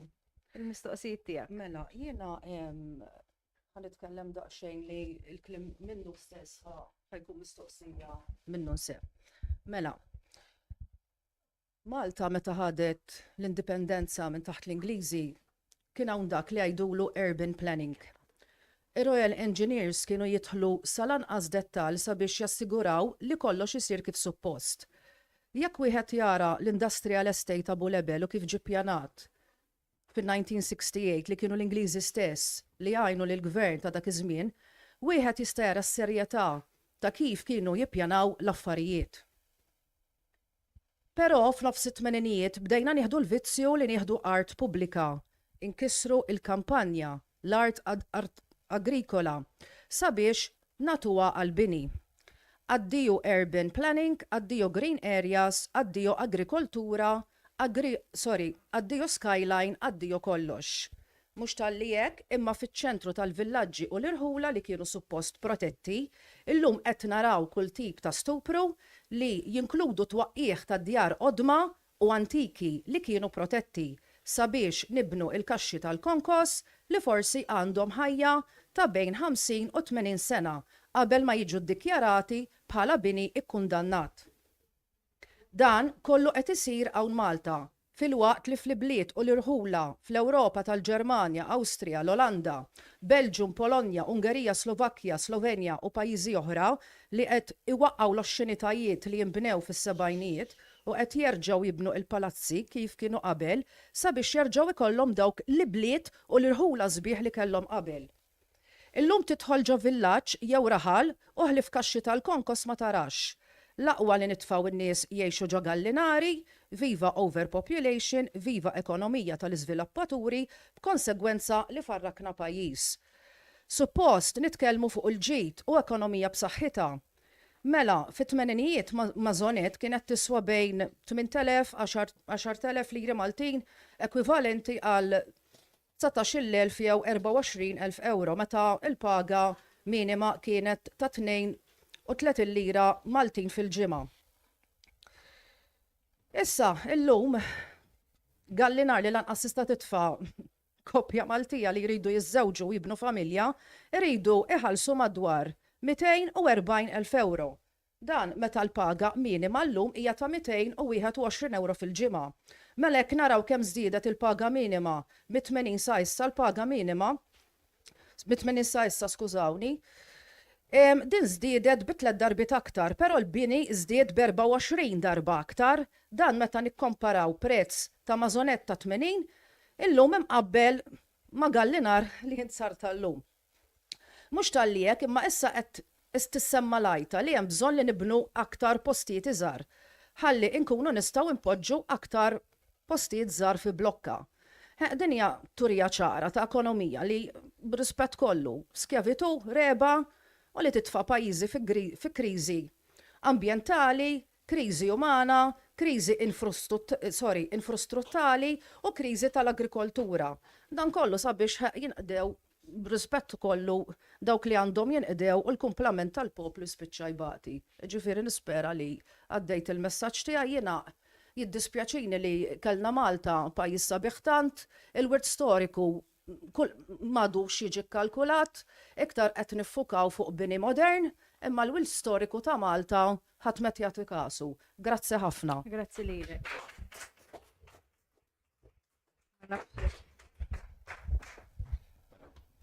Ħajkollok bżonn tixrob ħafna ilma.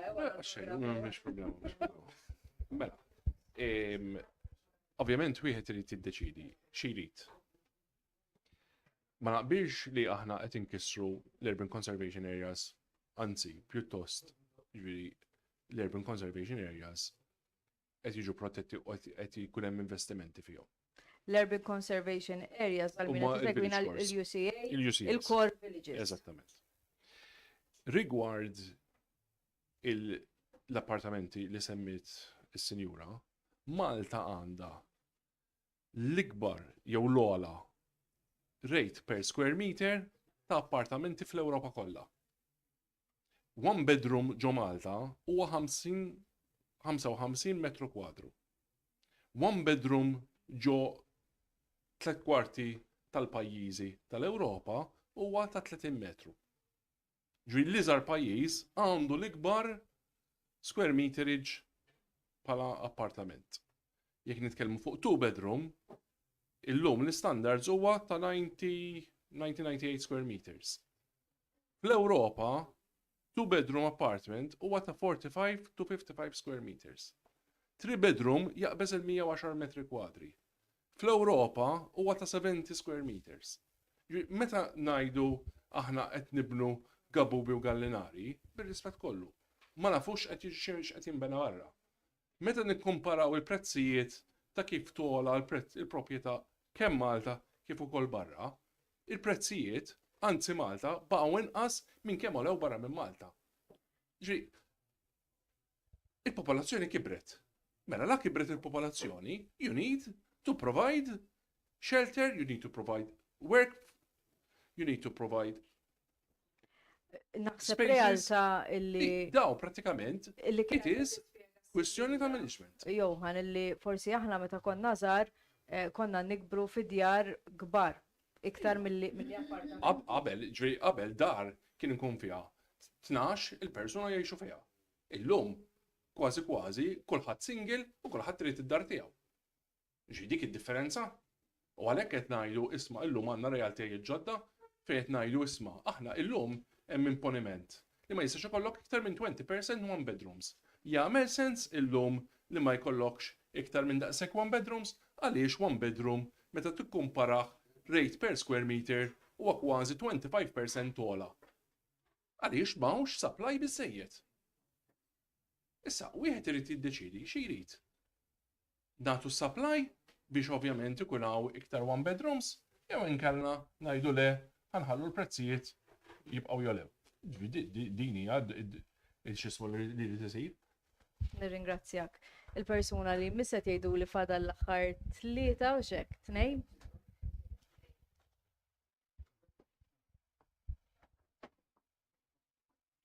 No, pjaċir tiegħi, Sumajja minn Momentum. Biex inkompli fuq xanna kif ngħidu fuq il-housing affordability u fuq il-skal ta' l-appartamenti bħalissa. Semmej tajjeb li bħalissa one bedroom huwa 55 square meter. U jiena biex nagħmilha ċara I'm in favor of microhousing. Jien li ma naqbilx ovvjament li hemm diskrepanza bejn microhousing bejn il-permessi li jiġu ingħatati għall-appartamenti u ovvjament m'hemmx bilanċ magħha mal-Housing Authority. Għax fuq pjanta għandek appartament li huwa one bedroom u ddiżinjat kif suppost għabbażi tal-liġi. Imma mbagħad ovvjament qed naraw ir-realtajiet ħafna drabi third country nationals qegħdin kollha ġa folla waħda. So jiena anzi I would be very in favor of ikun hemm studju ta' microhousing biex jiġi implementat u Malta ħalli il-periti ovvjament ikunu kapaċi ovvjament jiddiżinjaw b'tali mod li huwa tajjeb.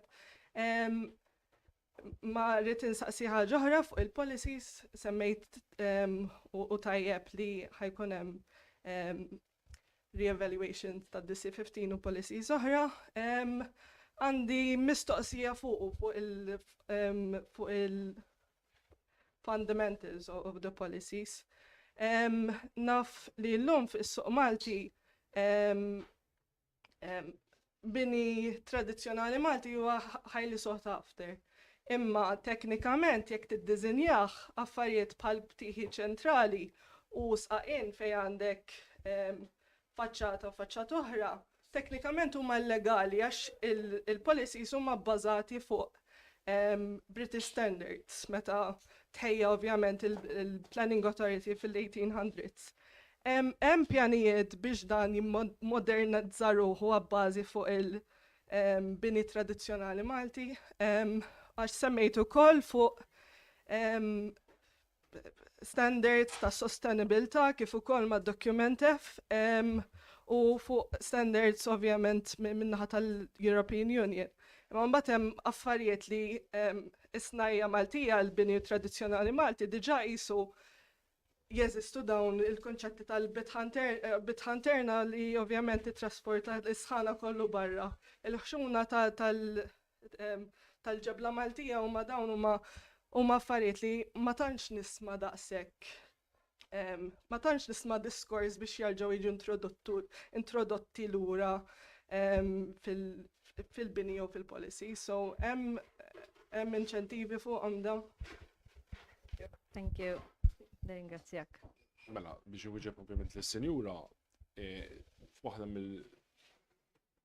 Dawn il-mistoqsijiet ħafna iktar interessanti minn tiegħi, ġifieri. Mhix problema, anzi. Ħallejthom għalihom jiena. Mela, jiena l-ewwel għadd li waħda mill-affarijiet li tajt, istruzzjonijiet li tajt kienet propju fuq il-liġi sanitarja. Mela, illum, kif qalet tajjeb il-liġi sanitarja hija bbażata fuq dak li ġie kostitwit fl-1890 u mbagħad l-ewwel reviżjoni saret fil-2016 wara 100 u nafx kemm il-sena.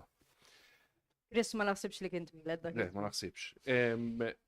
Illum, ġri, jekk persuna jiddiżinja binja li llum il-bini jitolbok li inti jkollok jekk għandek depth ta' aktar minn 15 metru tittamel bitħa fuq wara, illum naċċettaw li jekk inti dak l-ispazju li inti suppost tagħmel fuq bitħa fuq wara tagħmel u żida mar-requirement ta' bitħa interna, aħna nagħtu compensation għalija. Jekk xi ħadd irid jiddiżinja b'dak il-mod, illum il-liġi tipprovdilna li nistgħu immorru hemm Article 4 jgħidulu variation from the standards fejn ovvjament inkunu nistgħu napprovaw. Il-liġi qed hemm biex tigwidana. Ovvjament, meta mbagħad ikollna każijiet speċifiċi, naraw dawk il-każijiet speċifiċi u jekk ovvjament il-sanità qed tiġi kompensata berja waħda mal-oħra, aħna naċċettawhom daw. Mhix kwestjoni li we are rigid in the provisions of the law. U hemmhekk fejn xi kultant ikun hemm id-diskrepanza ta' kif tiġi interpretata policy jew anka liġi. Grazzi. Johan, nitlob lill-aħħar persuna, l-engineer Louis Borch. Sa nkun għadi differenti, Sabrina. Fidej. Il-mistoqsija jirrispondu għax qed jinsu. Jafuni, ilek bisma nafx. Mela, waħda il-mikrofon iktar maħal. Rigward, aħna qed nkunu dinja aktar. Ħafna karti, kif qed inti wkoll. Imma karti biex neħilsu il-responsabilità. Bħal meta għedna fuq tal-bjar ila liġi hemmhekk, biss minn il-kavallieri ta' warajna. Illum ta' tixita, illum Malta ta' tixita nofs in-normali. Ġifieri qed tagħti nofs in-normali. Imma meta tgħidna xita, it-toroq ta' Malta kollha jerqu. Fisser li l-bjar ta' Malta ma jiżvujtjawx. Issa tgħidli dik qed tħossibha suppost liwa jew il-rus. Ma il-problema hija il-planning reali qed isir. U mbagħad fejn jidħlu l-MDA. Ġifieri l-MDA meta jagħmlu binja huma responsabbli u l-perit responsabbli wkoll. Qed naraw li r-responsabilità u r-rispett, ġifieri rispett meta ngħidu rispett mhux bil-fors rispett lej il-klient imma lej l-ambjent, lej il-pjan. Ġifieri jekk jiena qed impenġi binja inti perit qed penġi binja, inti ovvjament għandek rispett li taf li qed tgħix f'Malta. U titpenġi disinn għal Malta. Jekk tkun qiegħed Dubaj, tpenġi disinn għal Dubaj. Issa x'qed jiġri imma? Aħna qed niddiżinjaw kaxxi tal-konkos. U dik hija l-problema li r-rispett jien inġinier. Jekk il-klient jgħid li għamel wajer bil-maqlub, jien ma nagħmlux il-wajer bil-maqlub. Jista' jgħid li jrid. Aw x'għad jafni kif nirraġuna. Ma nagħmlux. U daqshekk finix. Għax għandi rispett. Għandi rispett mhux ħabba rispett lilu lejh biss, imma għandi rispett lej is-sistema.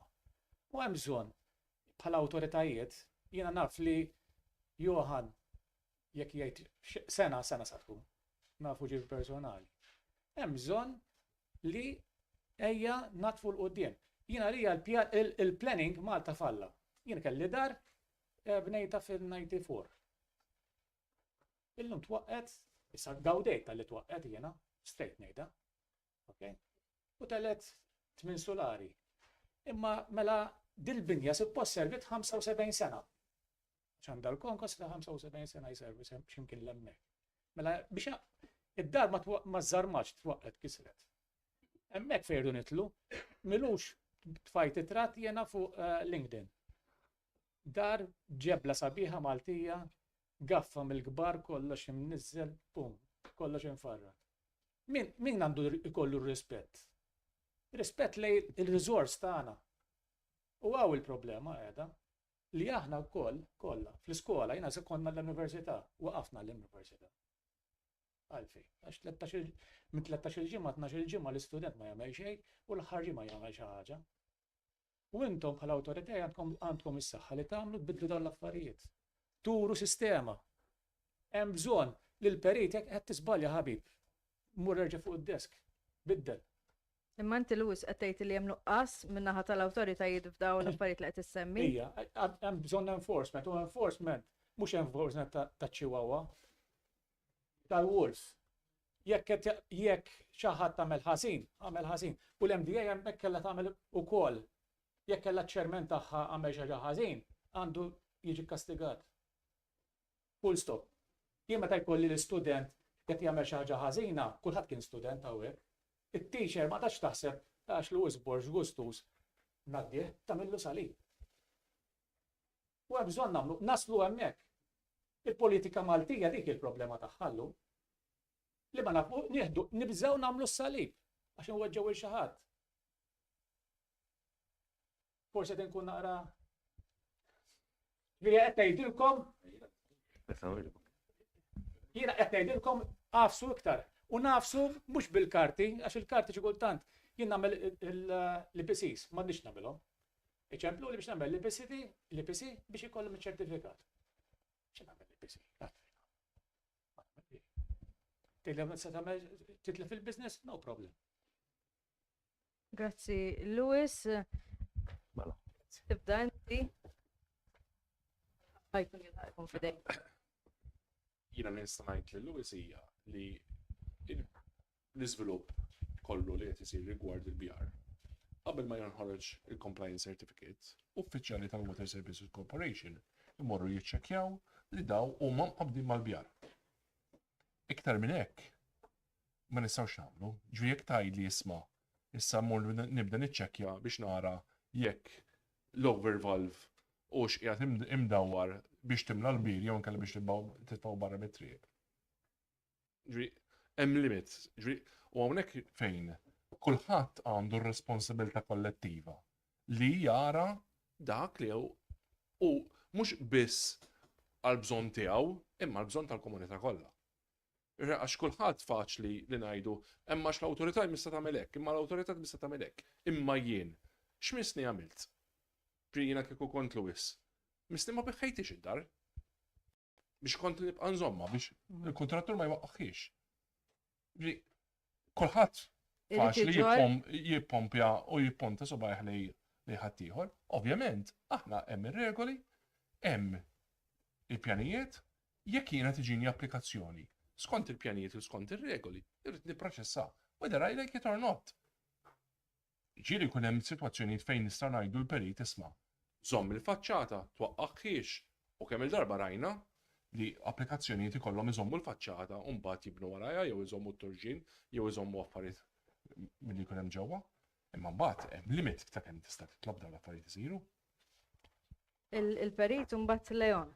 Mela, rigward ir-rispett, ovvjament bħalma semma s-senjur.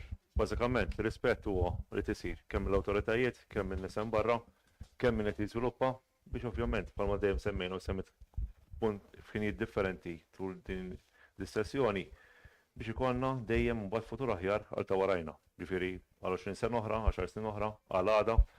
Eventwalment kulħadd li tiġbed l-istess ħabel biex jekk hemm proprjetà li għandha bżonn tiġi żviluppata jew tiġi żviluppata, kulħadd jagħmel l-inqas inkonvenient possibbli fl-istess ħin biex il-proprjetà ikollha il-maximum potential tagħha mingħajr meta mbagħad il-qudiem jekk il-qudiem 10 snin oħra tarġa' tiġi biex taqgħad il-proprjetà tista' terġa' il-materjal tagħha jista' jiġi riċiklat jew nkella mibdul.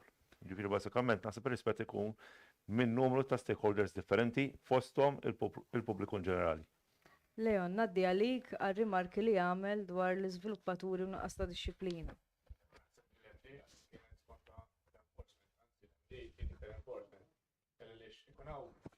Ftit fil-verità individwi li jagħmlu li jkollhom minn dawn in-nies teħel il-kostruzzjoni s-settur kollu.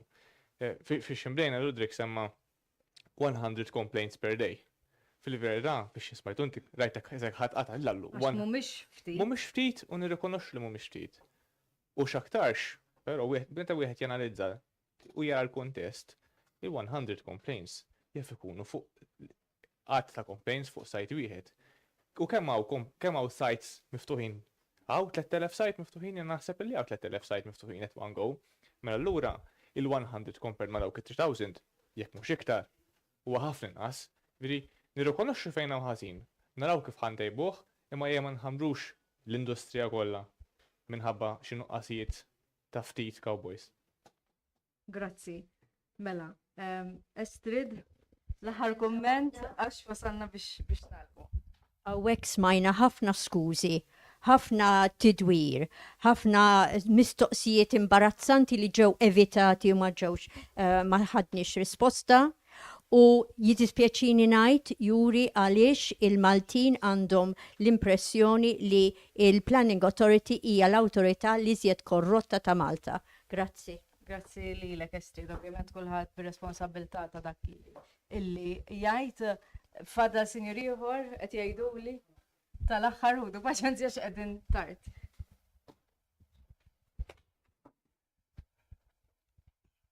Jiena Franz Mallija, kandidat f'sem il-partit Aħwa Maltin, ħan nitkellem daqsxejn fuq il-burokrazija. Jiena naf każ ġewwa l-Mosta fuq bniedem li ma ħarġlux il-permess. Issa dana mhux businessman, dana ġast kemm jibni fuq il-post tiegħu biex ikollu fejn joqogħdu u liedu. Issa il-dal-bniedem bekkejtuh. Issa dal ġiex passi l-bot minnu ma tagħmilx tlieta għax taħbad mal-koxxa tal-ieħor. Ħarġlu l-permess.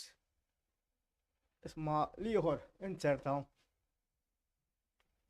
żviluppatur mill-kbar. Dan għal-każijiet ġewwa l-Mosta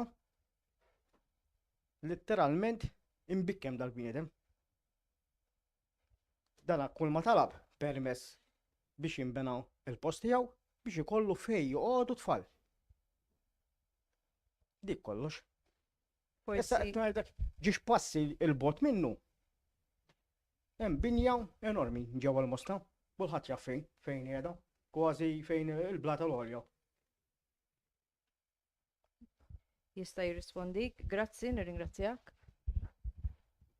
Ovvjament jiena ma nafx li ma post qed jirreferi. Ġifieri jiena nistiednu jistennini kif neħelsu minn dal-meeting idin id-dettalji u niverifika jekk dal-persuna għandu x-raġun jew le u m'għandi l-ebda problema biex nintaqa' miegħu. Ġifieri jiena nerġa' ngħid. Jiena nintaqa' average ma' 15-il persuna kuljum differenti. Ġifieri imperiti, objectors, jien ma' kulħadd nintaqa'. Jiena d-dajri tiegħi nista' ngħidlek li sa 19 ta' Diċembru aw sa 19 ta' Marzu back to back kull nofsija meeting.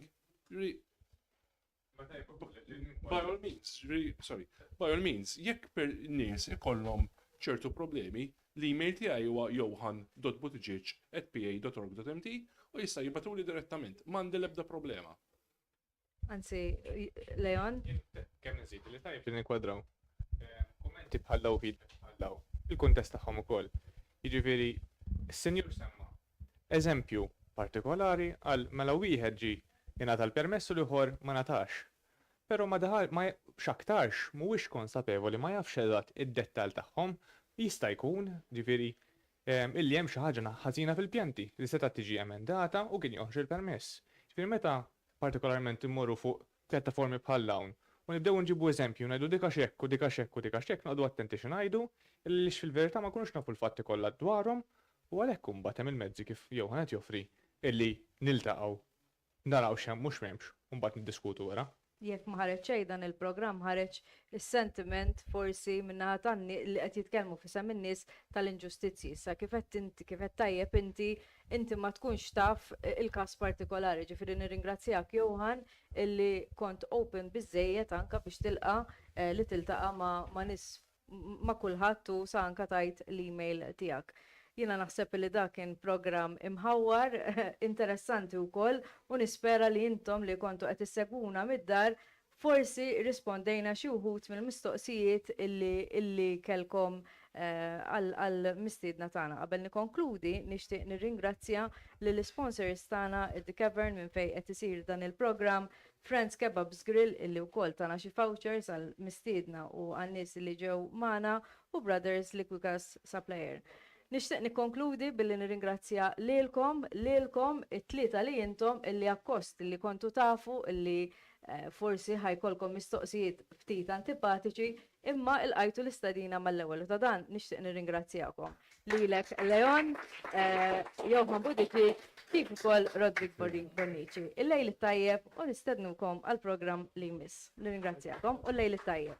Miġġub lilkom minn Friends Kebab and Grill li jinstab 16 il-Kappillan Ħamrun. Tista' ssibhom ukoll fuq Bolt Food. Brothers Wholesalers and Groceries. Jaqasmu ċilindri tal-gas tad-ditta Liquigas Malta.